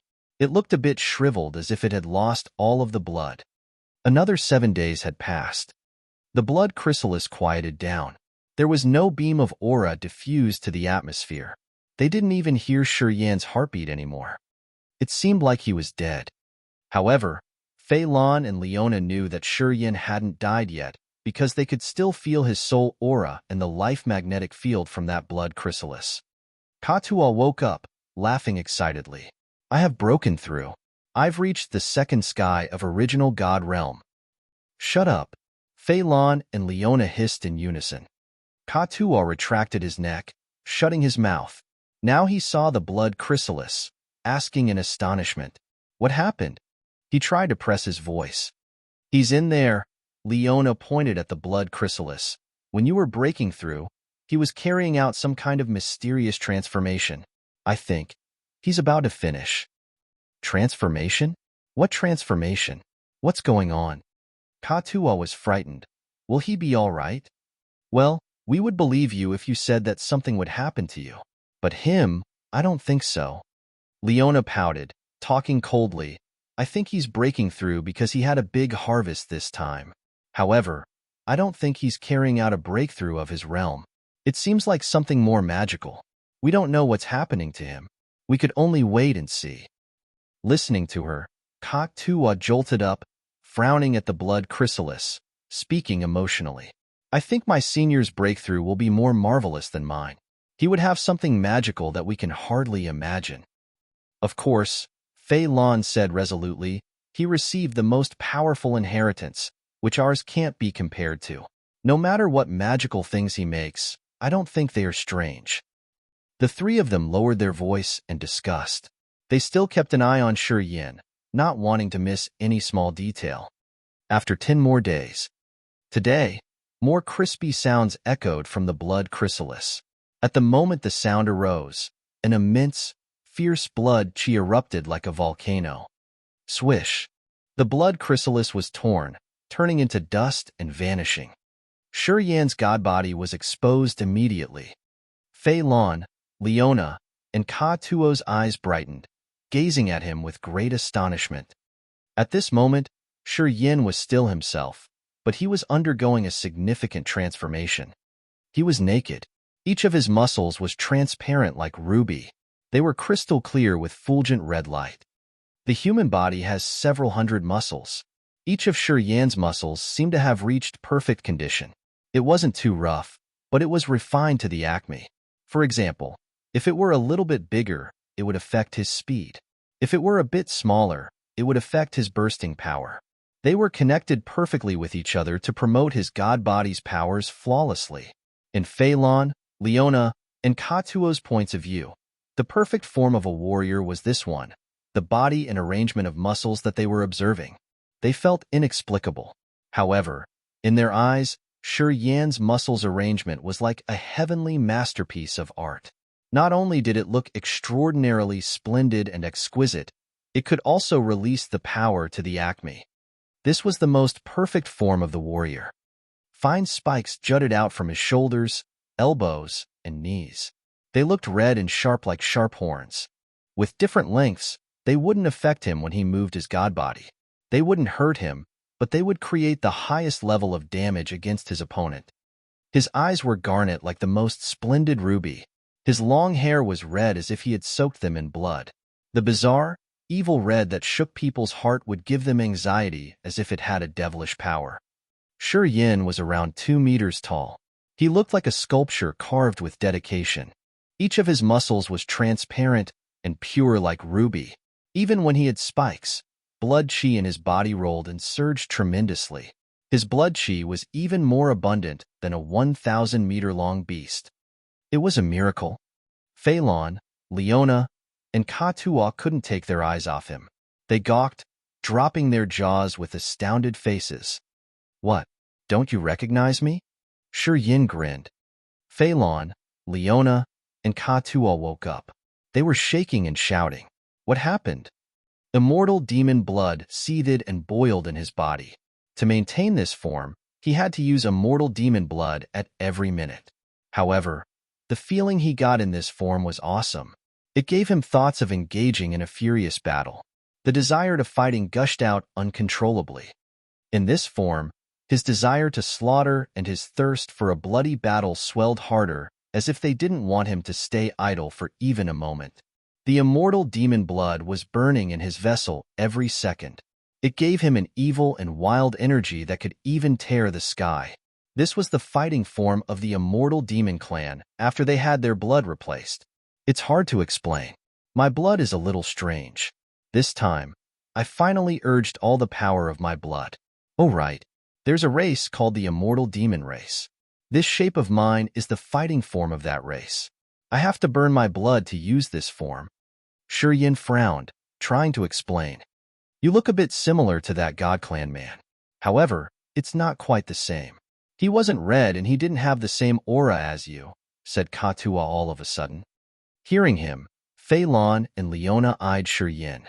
They also became aghast. The God Clan man they encountered in God Perishing Land also had spikes on his body and armor that lingered on his skin. At this moment, Shi Yin looked somehow similar to him. If his refined muscles turned into scaled armor, he would look more like that God Clan man. I'm definitely not one of them, Shi Yin grinned. If I were one of them, I would never have received the inheritance. But you say that I look somehow similar to him. I think perhaps we share something back in our origin.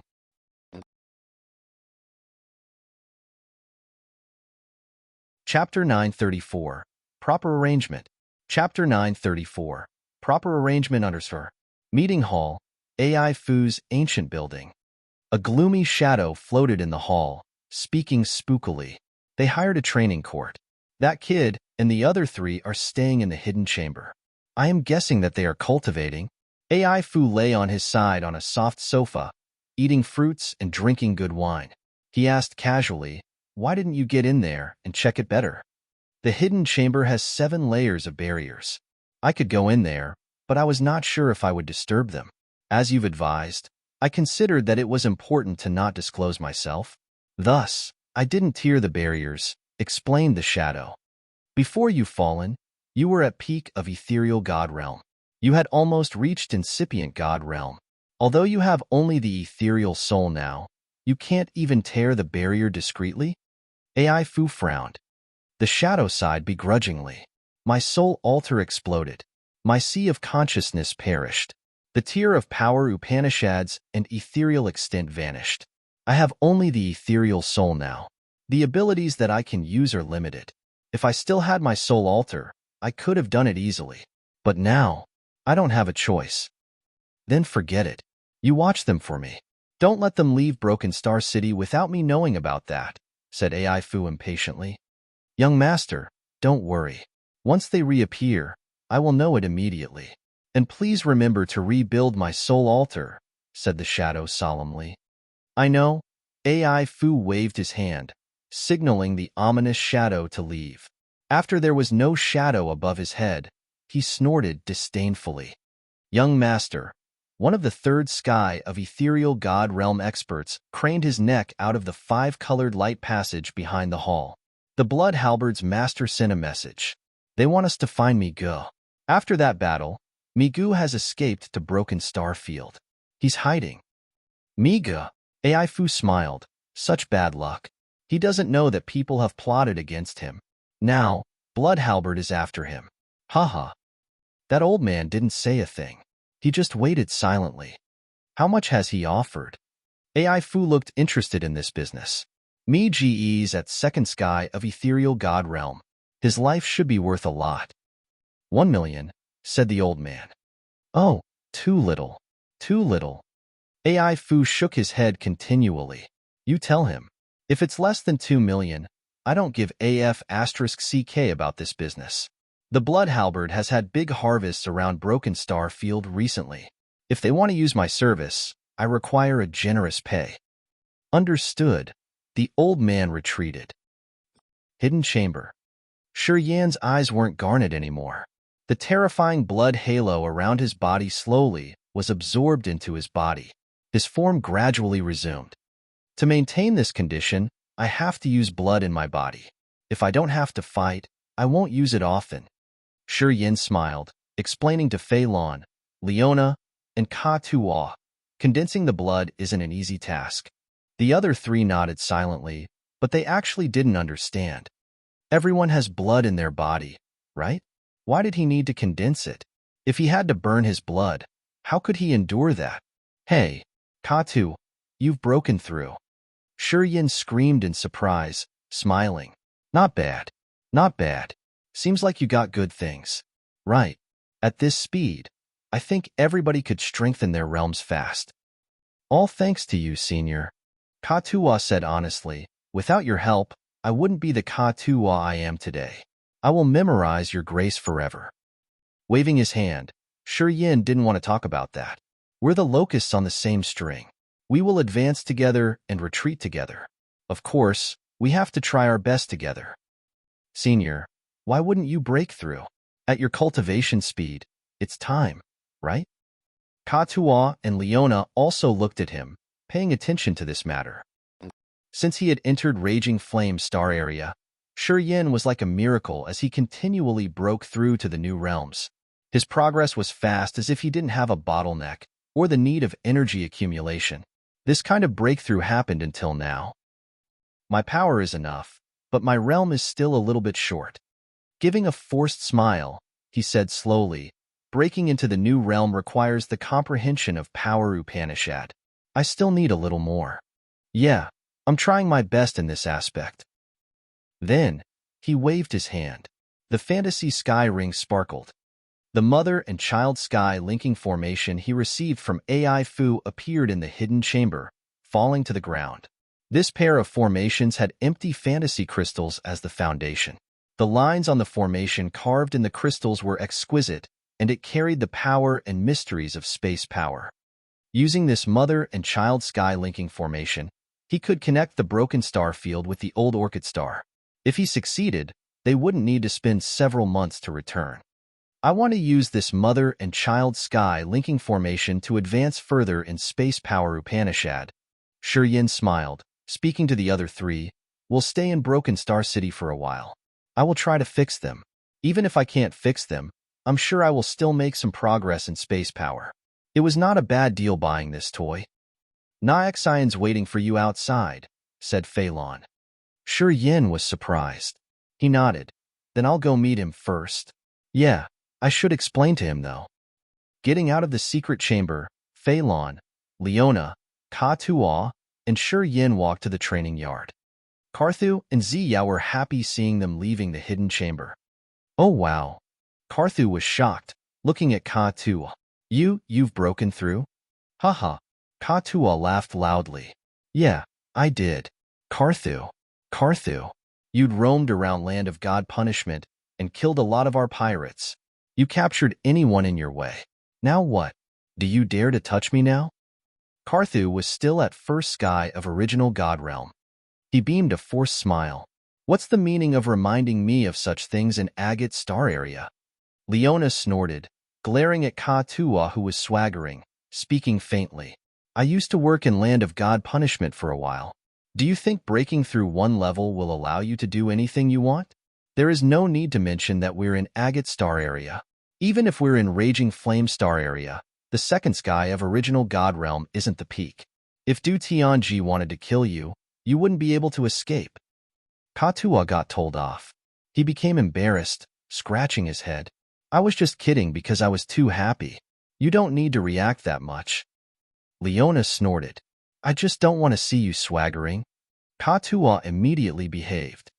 Nyaxian is waiting outside. Ziyao smiled, looking at Yin and murmuring.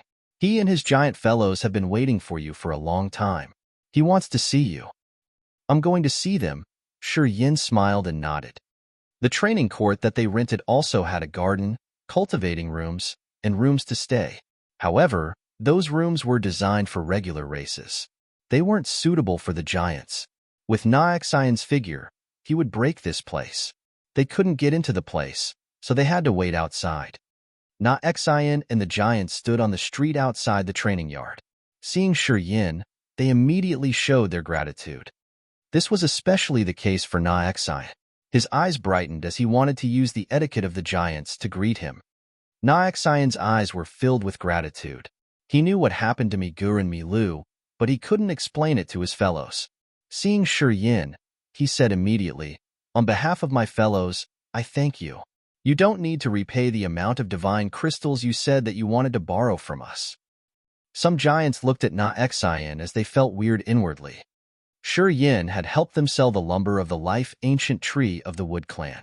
They appreciated his deed, but they didn't understand why Nyaxian said that Yin didn't need to pay them back the amount he borrowed. Nyaxian didn't answer and just looked at Yin deep in his eyes. Yin smiled as he knew that Nyaxian had figured out why Tu Fei had attacked Migur and Milu Precursor. Please don't mind it much.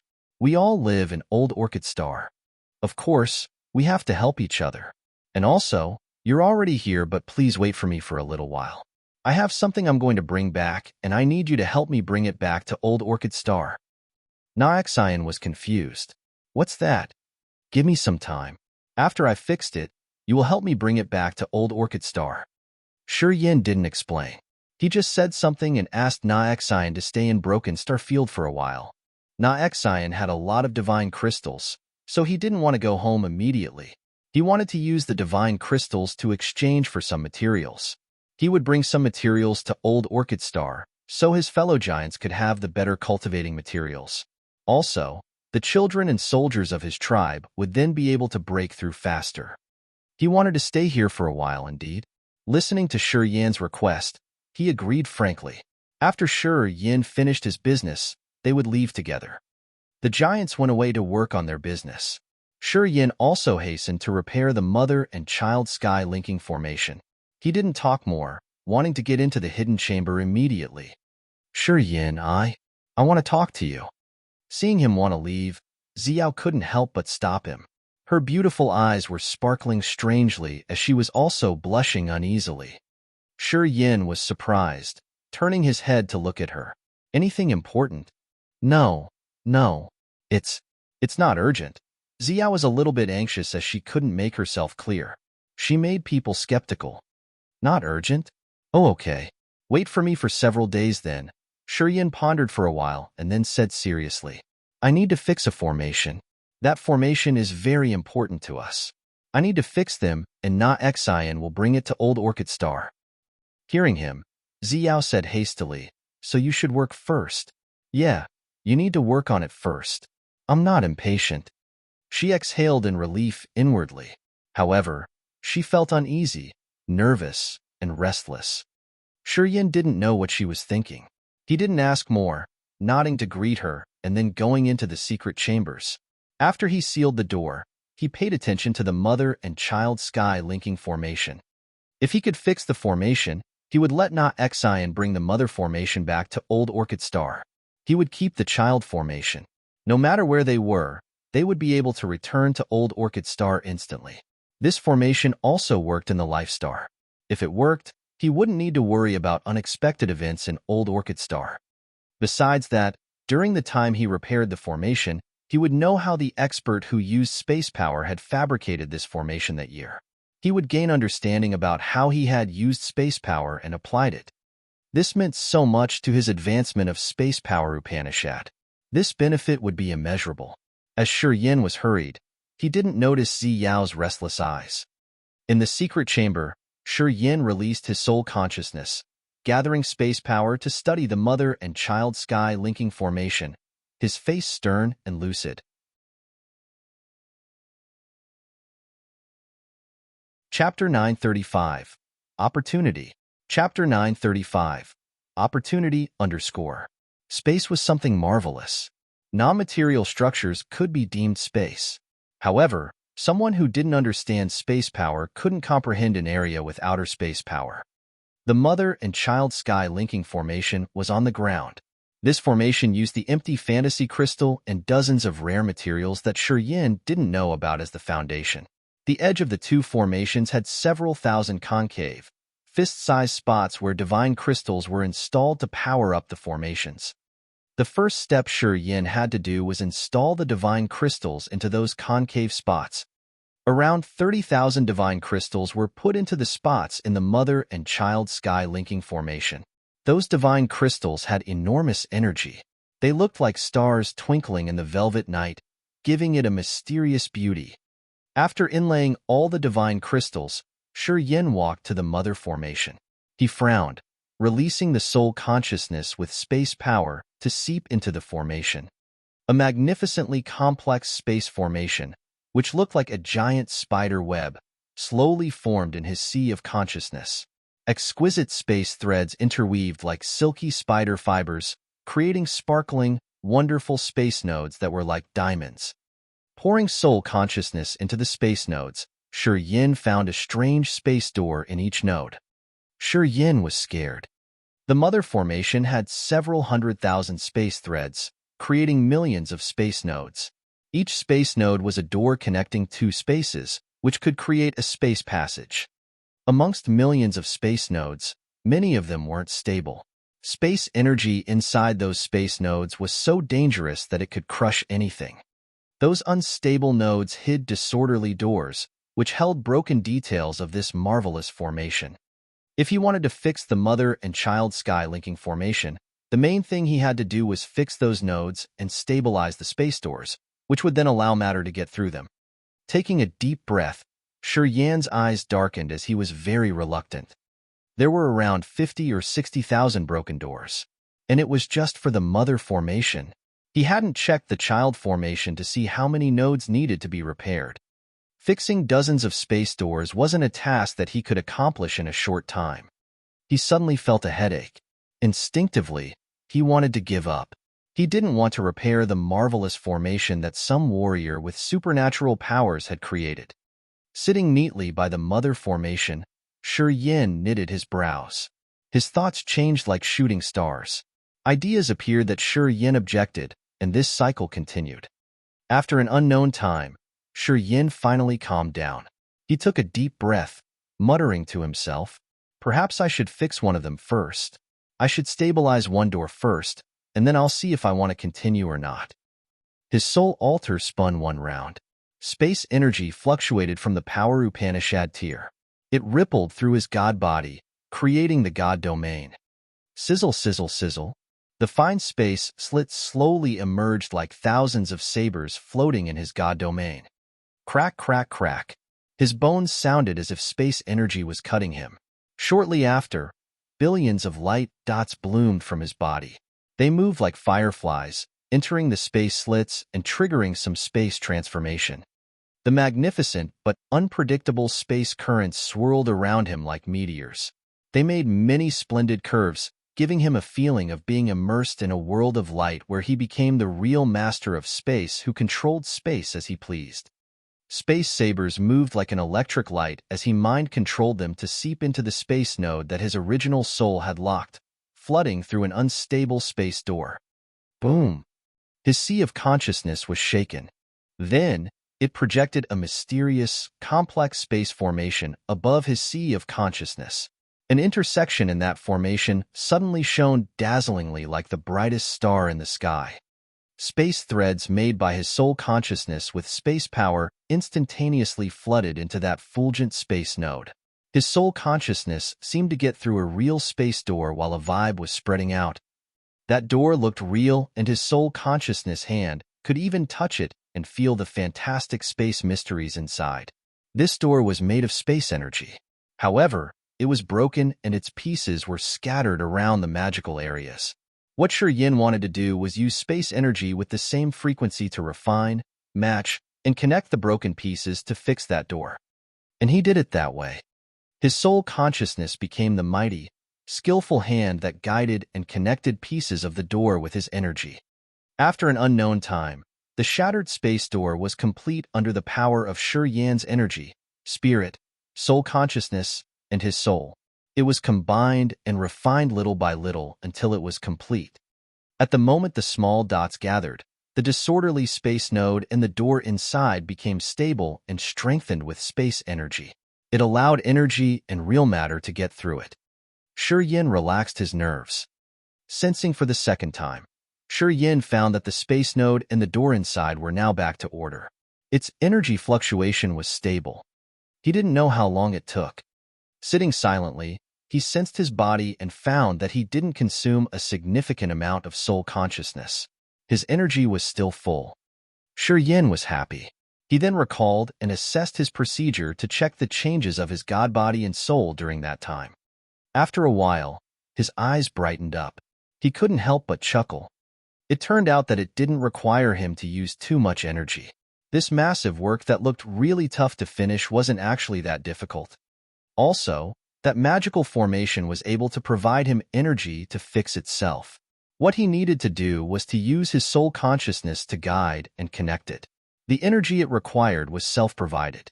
The mother formation had the ability to fix itself, and his god domain was the fountain of its support. What he needed to do was to show it the direction and guide it. The formation's energy would fix itself. Understanding this point, Shi Yin smiled. He knew that if he divided his soul consciousness into many flows working at the same time, it wouldn't be very difficult. Shi Yin understood thoroughly. Thus, his sea of consciousness surged, changing. After he had refined and condensed his soul consciousness, he sent them to each of the broken nodes. His sea of consciousness changed, turning into tens of thousands of flows, each of which was one of his many godly tentacles. They entered the unstable nodes. Shi Yin just needed to work on one node, and his soul consciousness would copy his procedure. Each flow of his soul consciousness was a clone of his, copying his actions of guiding and connecting pieces of the broken doors. It wasn't really tough, though. Shi Yin thought, concentrating on fixing dozens of space nodes of the mother formation while time flew hastily. Outside the hidden chamber, Fei Lan, Leona, and Ka Tuo found themselves a cultivating room. They didn't notice Ka Tuo and Ziyao as they were digesting energy that they received from Shi Yin and comprehending their power Upanishad. While Carthu and Ziyao felt bored, they visited every place in Broken Star City to widen their knowledge of the prosperous Agate Star area. Today, Ziyao saw a bald old human in a special potion shop. He wore a long, gray robe that hid his hands into his sleeves. His shaved head had a magical tattoo, as if it was made of strange, entangling lights. She didn't know the meaning of that tattoo. That old man had a quiet aura around his body while he was looking around the shop with dark eyes. Shortly after, his eyes gazed on Ziyao as if he was frozen. His calm aura became excited. After a while, it seemed like the old man had confirmed something. He stepped over proactively, bending his body and talking gently. "Miss, is it true that you are cultivating light Upanishad and that you've absorbed outer space divine light, which has a consciousness?" Ziyao's exquisite face had a gleam of surprise which showed in her beautiful, diamond-like eyes. "Precursor, how did you know that?" The withered face of the old man brightened up with joy.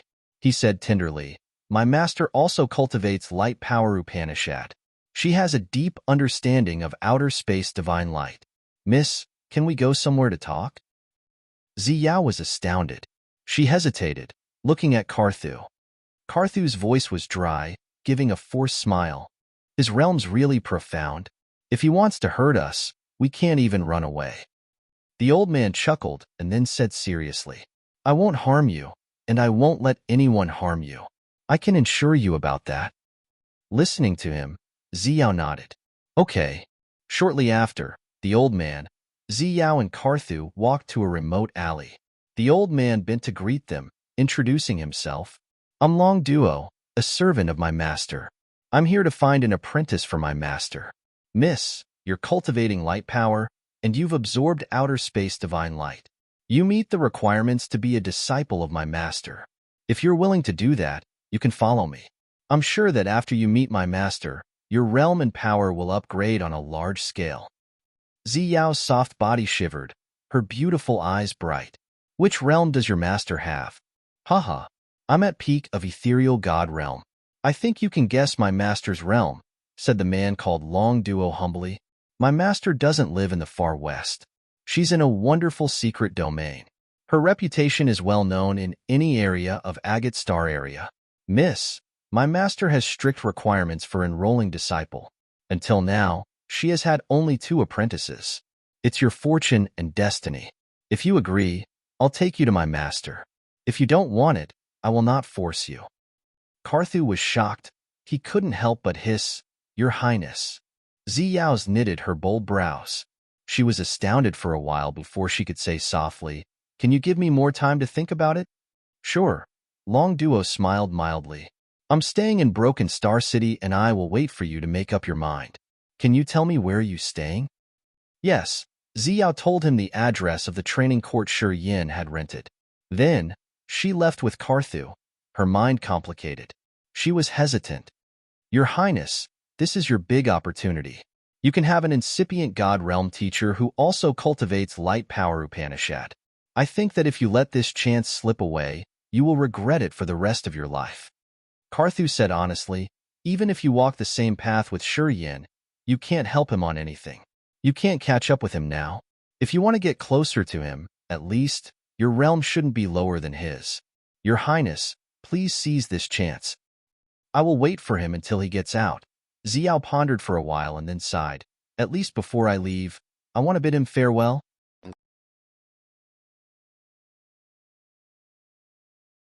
Chapter 936, A Hug. Chapter 936, A Hug _ AI Fu's ancient building, main hall. After Long Duo bid farewell to Ziyao, he came here alone, carrying himself with ease and a natural poise. AI Fu and the 2/3 sky of ethereal god realm old men treated him well. They offered him good wine, smiling warmly. Long Duo enjoyed his wine. He didn't deny the others' offering. He just smiled and drank relaxedly. "Sir, you are in a good mood today?" AI Fu smiled, trying to win his favor. Long Duo nodded. "Yeah, my mood isn't bad. Master will have one more apprentice. Haha, I didn't expect to find a precious jade for my master so soon. What good luck I have." AI Fu's eyes brightened. "Sir, Did you meet a talent who cultivates light power Upanishad and has merged with outer space divine light? Long Duo smiled cheerily. Yeah, I did. AI Fu smiled, speaking continually. Congratulations. Congratulations. We must drink more to celebrate. The other two old men also treated him cordially, raising their glasses. Long Duo didn't deny anyone. He drank several glasses of wine and then said with a serious face, AI Fu, now we shall discuss our business. Give me that thing. Okay. AI Fu stopped saying meaningless words. His fantasy sky ring flashed, and the lumber of the life ancient tree of the Wood clan he bought from Shi Yin emerged. He cautiously handed it to Long Duo. Long Duo's eyes were as bright and sharp as a saber. He studied the lumber, rubbing the lines of the wooden texture. After a while, he nodded with a smile. Your grandfather had you collect materials for his fortune. Yeah, this is the small lumber of the life ancient tree of the Wood clan. It's good. AI Fu laughed as he was in a good mood. As you've sent me a quotation, is there any problem with the price of 10 million top-quality divine crystals? AI Fu nodded. He didn't have any other opinion. Of course, no problem. Your divine light and I have done business for so many years. Of course, I will never turn down the business. Haha, it's hard to sell this lumber in our far west. We can't sell it at a good price. We're happy that divine light will handle it. I know this lumber attracts incipient God realm experts of the Wood clan a lot. I'm sure you will make a fortune with it. Then 10 million it is. Long Duo smiled as he was about to pay for the item. Sir, don't be impatient. AI Fu rose his hand. I don't need it all in cash. I need you to use 5 million to make me some battleships. I just need 5 million divine crystals. Like the previous time? Long Duo was surprised. There's no war in the far west region. Why do you need to stock up on battleships? Divine Light can produce battleship in various types and styles. You don't require high-quality battleships. Do you think you can find some customers for those expensive battleships? No, not the previous types. AI Fu smiled. They should be very, very big, large enough to fit the giants. Yeah, the giant tribe has ordered 2 battleships. Big? Long Duo rubbed his chin, smiling. So it's not cheap. We used to fabricate one for the monster clan. The cost is 3 million for one. Okay, we're partners for a long time. I can make it 2,500,000 for one battleship. With your 5 million, I can make you 2. Is that okay? Thank you, sir. 2 battleships are what I want with that amount. AI Fu smiled. Okay, deal. Long Duo nodded, dividing the divine crystals in his fantasy sky ring and then handing it to AI Fu. Here's your 5 million. Soon, I will deliver 2 giant battleships. At most, it will arrive in your warehouse within 15 days. Good business. Good business. Hidden chamber.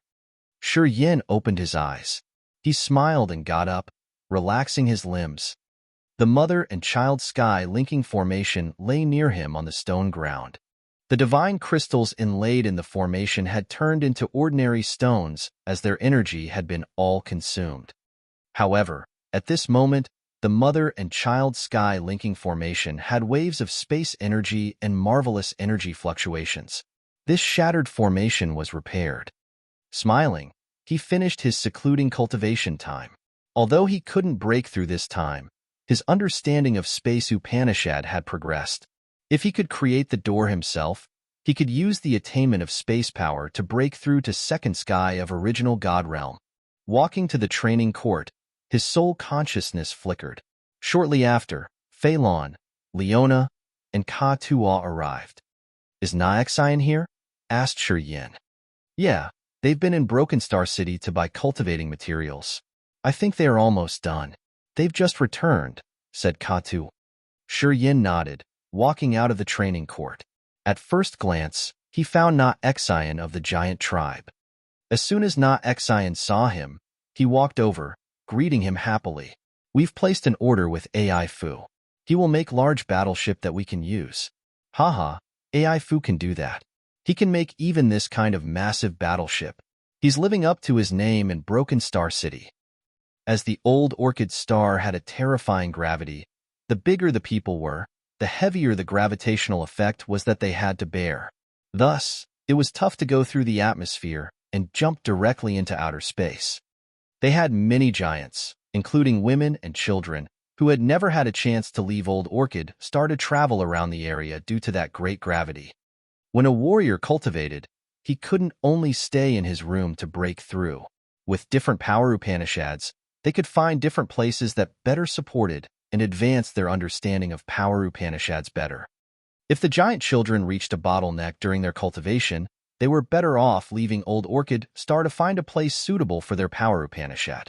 Afterward, they could progress faster, which would increase the general competence of the giant tribe. The massive battleship that suited the giant tribe could take many members of their tribe to a better place for their cultivation before they would reach their specific realm. They would have a better chance to advance. What is the initial price? Shi Yin was surprised. AI Fu said 5 million divine crystals. Not Xin was a little excited. We don't have enough divine crystals now, but we have plans. After we harvest the 1,000-fold lotus, we will have enough money. Haha, we giants will have our battleship. The other giants also looked excited. They felt proud because of this big event. 5 million? Shi Yin beamed a forced smile inwardly. He saw many different battleships in AI Fu's treasury which were priced at 100,000 to 1 million divine crystals. The battleship AI Fu would fabricate for the giants cost 5 million. What a ripoff.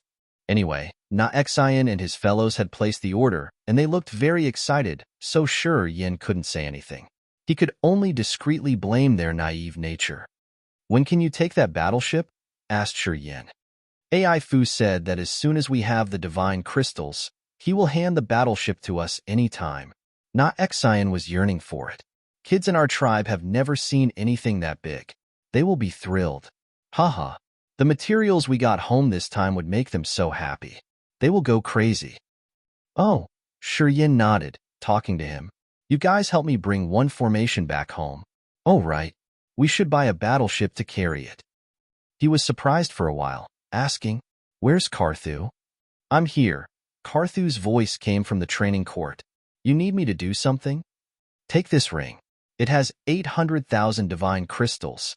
You and Na Xin should buy a normal battleship and use the remaining divine crystals to buy some suitable pellets or cultivating materials. We will bring them all to Old Orchid Star. Shi Yin flickered a ring to him. Carthu received the ring, using his soul consciousness to sense, and then smiled. No problem. Hesitating for a while, he continued, Shi Yin, Zia wants to see you. She's in a cultivating room. She has something important to tell you. Shi Yin was surprised. He told Na Xin and Carthu to be careful when placing the mother and child sky linking formation. Then, he returned to the training yard confused. He found Ziyao and then asked softly, I heard Carthu say that you wanted to see me? Ziyao wore a beautiful purple dress which supported her slim, gentle body with graceful curves. Her beautiful eyes were like a flower with its sweet nectar. She looked indescribably pretty with her light makeup. Evidently, she tried to wear makeup for this talk. Shi Yin was stunned, looking at her. His eyes brightened as he was absorbed into his thoughts. After a while, he said, You're still so beautiful like when I saw you the first time that year. You make me feel like I've encountered a deity. Ziyao's beautiful eyes were like a vast sea with many deep meanings. She studied him and then bloomed a smile. I'm glad to hear that. When I saw you that year, I didn't think that you could have anything special. I used to hate you, though. Hate me? Shi Yin pointed at his nose, forcing a smile. I saved your brother that year. Why did you hate me? Women, I will never understand them. Because you were so calm in front of me. You made me think my charisma was reduced. Because you didn't try to flirt me, I didn't feel pleased. Your realm was so low, but you dared to look at me like that. Ziyao smiled charmingly. Anyway, I didn't feel comfortable to look at you. If you haven't saved my brother, perhaps I would have taught you a lesson. I would trouble you so much so you would know how dangerous I was. You're unreasonable, said Shi Yin. I want to bid farewell to you. Ziyao sighed weakly. Her beautiful eyes sparked a gleam of sadness. Pondering for a while, she suddenly stepped forward. While Shi Yin was bewildered, she hugged him. Her stunning chin rested on his shoulder. Her fragranced orchid breath blew to his ear.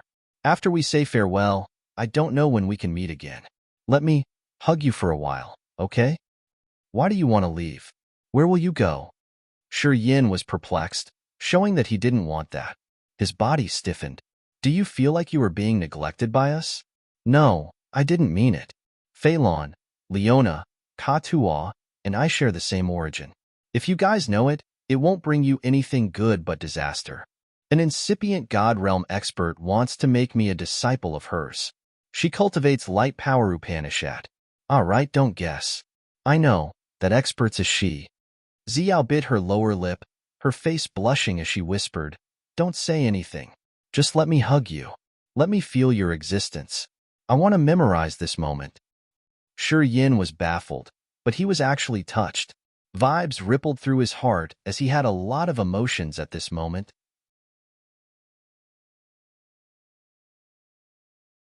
Chapter 937, Broken Star Field. Chapter 937, Broken Star Field _ When people have someone on their side, they would sometimes not treasure them. Only when that person wants to leave do they feel reluctant and bitter inwardly. Shi Yin now felt bitter and regret.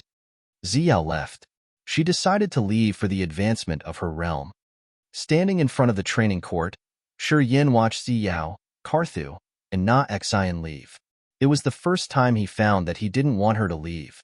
Reflecting by himself, he realized that he didn't pay enough attention or take care of her well enough. Phelan, Leona, and Ka-Tuok didn't say anything, standing indifferently by his side. After a while, Shi Yin pulled himself from sorrow and gave a faint smile. We should go too? His mind flickered, connecting his soul consciousness to another beam in a direction. He told Ka-Tuok, Bring that boy here. Ka-Tuok nodded and left. After 1 hour, he brought Jiyu back. Jiyu's eyes were dim and gloomy. He stooped in distress. Seeing Shi Yin and Phelan, he bent his body to greet them, muttering, I'm ready. We can go at any time. Shi Yin smiled, nodded to him. Why do you look like this? How is your father? Jiyu had sold his news for 100,000 divine crystals, saying that he had to save his father. Shi Yin didn't pay much attention to his father's case. He didn't ask him more or discreetly investigate. However, seeing Jiyu with his gloomy countenance, Shi Yin felt skeptical as he asked. The same. However, as we have 100,000 divine crystals, he should be safe for a while. Jiyu was a little bit touched, explaining carefully. My father's at first sky of ethereal god realm. He used to be awesome, but now his soul altar is damaged. He's on the edge. His soul altar is about to break down. I've used 100,000 divine crystals to buy medicine and pellets. However, they could only slow down the damaging progress. They couldn't heal him. Jiyu's eyes reddened, balling his fists. He bit his lower lip, muttering, My father has taken care of me since I was a little boy. For my development, he'd gone to Broken Star Field to find rare materials to exchange for divine crystals. He helped me reach my current realm. However, Broken Star Field isn't a safe place. Although my father's at ethereal god realm, he couldn't help himself. He fought for materials once and got wounded badly, until now. Staying in Broken Star City for several months, Shi Yin knew a little about Broken Star Field. Many races lived around the area and many powerful forces had come to Broken Star Field to find cultivating materials. The Broken Star Field had many types of materials, which attracted experts from the entire Agate Star area. Broken Star Field was always chaotic and unsafe. With low realms and insufficient competences, warriors couldn't live there with ease. For example, Jinggu and his fellow giants were beaten up by the Mi brothers. They had almost been killed. You seem very familiar with Broken Star Field? Shi Yin was bewildered. You can survive even though you only have King God Realm? I have my surviving methods. Jiyu lifted his head, speaking honestly. Every time I go to Broken Star Field, I accompany some people. Since I'm familiar with this place, people hire me to be their guide. And although my realm's low, I have knowledge and I'm not greedy for what I can't keep. Thus, I can survive. People won't target me. Shi Yin exchanged looks with the others, their faces strange. This teenager had been living in difficulties. His realm wasn't high, and he wasn't old enough, but he had survived Broken Star Field many times. He had to endure many things, living in people's disdain and neglect. He's done so many things just to save his father's soul altar. I've promised you, I will never change my mind. When will you want to depart? Seeing that they say nothing, Jiyu took the initiative and asked. We'll depart now, Shi Yin said faintly. Good, let's go. Jiyu mumbled. I bid farewell to my father anyway. Let's go. Blood Halberd's headquarters, Broken Star City. Today, a middle-aged man wearing a long white robe took his subordinates to this place. 2 Fey and more than 10 warriors of the Blood Halberd stood by the door to greet him, bending their bodies. Greetings, sir. The middle-aged man wore a cold face. He nodded, walking directly to the main hall. He sat on the chairman's seat, which showed his status, waving his hand. 2 Fey and the Blood Halberd's warriors now sat down on his 2 sides. Defong, master of Blood Halberd, and a third sky of ethereal god realm warrior, was a famous expert in the Far West region and the entire Broken Star Field. His origin was mysterious. One day, he came to Broken Star Field and built Blood Halberd. He had spent hundreds of years to make Blood Halberd a potent force in Broken Star Field to the point that people didn't dare to provoke them. Many people had guessed that Defong wasn't a warrior from the Far West, since they had never heard about this expert in the Far West region before. They deemed Defong a warrior of some mighty force in Agate Star area. He had come to Far West region and built a force on purpose.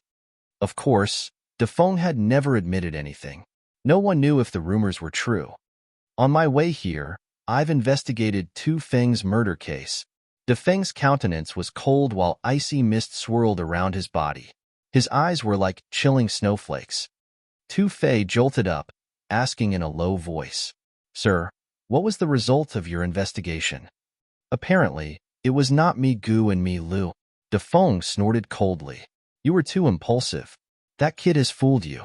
You let your anger blind your mind. Although Tu Fei was called a madman in Broken Star City, he didn't dare to retort when the man shouted at him. When Tu Feng was murdered, Mi Gu and his brother were in Broken Star Field. I've had someone confirm it. Unless Mi Gu and Mi Lu cultivated space power, it was impossible for them to get out of Broken Star Field and kill Tu Feng. Defeng's face was cold as he talked. Although the Mi brothers were harsh and despicable to the weak, has any one of you seen them provoking Blood Halberd? Don't they only mess with us? When they did do that, wouldn't they clean it up? How could they let people figure out their crime? An original God Realm kid could avoid them, witness the case, and leave safely? Tu Fei and the 2 ethereal God Realm experts that had joined the attack were embarrassed, bending their heads. They didn't dare to say anything to defend themselves. You've lost your mind because of anger. You didn't verify the provided information. That was how he could fool you. Defong explained everything and then continued indifferently. That kid is the suspect now. You capture him and use the search soul technique to search his memories. You can find the truth. You fool. You even lost 1 million divine crystals. Defong hissed. Tu Fei discolored. A fire was about to ignite in his eyes. I'm going to capture him now. That damn kid dared to deceive me. He roared, flying away. 1 minute later, Tu Fei returned with red eyes. They left 7 days ago to Broken Star Field. Damn it. Do you need me to teach you what to do now? Defeng's face was icy cold. I'm after him. Tu Fei put on a malicious face and bowed to the man. He then said, Thank you for reminding me. Then, Tu Fei took several warriors, leaving Broken Star City and jumping into Broken Star Field. Defong sent a message, saying that we don't need to find Mi Gu anymore. Seems like they know that the Mi brothers didn't do that. Tu Fei is after Shi Yin. He's confirmed the news. He's flying to Broken Star Field now, said an old man under AI Fu's command. AI Fu frowned, contemplating for a while. Defeng's much smarter than Tu Fei. Yeah, seems like that boy's going to have a lot of trouble. Young master, should we notify him? Remind him? AI Fu rubbed his chin. Light sparkled in his eyes. He talked after pondering for a while. Now that Defong has joined this mess, it's more difficult. This man is mysterious and wicked. It's not good to turn our back to him. Okay, you go there yourself. When Tu Fei encounters them, you seize the chance and capture that kid before him. We must know where the thousand-fold lotus is. We can use the thousand-fold lotus to exchange for his life. I think it's worth it. Yeah, work on it. Understood. Broken Star Field. Shi Yan's team hovered in the air, moving slowly. Jiyu led ahead of them. Sometimes he gave them descriptions. Rumor says that Broken Star Field is formed by countless pieces of broken stars. I believe it's true. Moreover, I heard that the core of Broken Star Field has a mysterious force that could attract broken stars. As far as I've known, throughout recent history, there are still many pieces of broken stars flying here and becoming new parts of Broken Star Field. It was true that Jiyu was much more familiar with this area. With his guide, Shi Yan's team didn't need to do anything. They hadn't met any danger yet. Broken Star Field is indeed vast. At least, I can't travel through it. It seems like the area has tens of thousands of broken stars congregating here. Some pieces are very old and they hide rare materials. They even have original incipient-grade materials. That is why Broken Star Field attracts so many experts. I've scouted the route we are traveling. Not many people will choose this route. Thus, we won't meet many experts on this way for quite a long time. Also, we can make sure that we won't be ambushed or have conflicts with others. On their way, Jiyu continually told them the wonderful features of Broken Star Field. He knew the place as if it was the back of his hand. His descriptions were clear and easy to understand. Shi Yan listened to him and widened his knowledge of Broken Star Field. He thought that his 100,000 divine crystals were well spent. Half a year later, Jiyu stopped by a place where disorderly stones made up the mountains. The atmosphere was cold. From here onward, we will travel through many places with the possibility of finding rare materials. We will meet a lot of people from different races and forces, Jiyu said with a stern face. From now on, we should be prepared to counter dangers, which can happen at any minute. Shi Yan squinted his eyes, nodded, and put up guard. You're tuning into the Warrior Lore YouTube channel. Don't forget to subscribe and join us on this journey to catch the most captivating stories.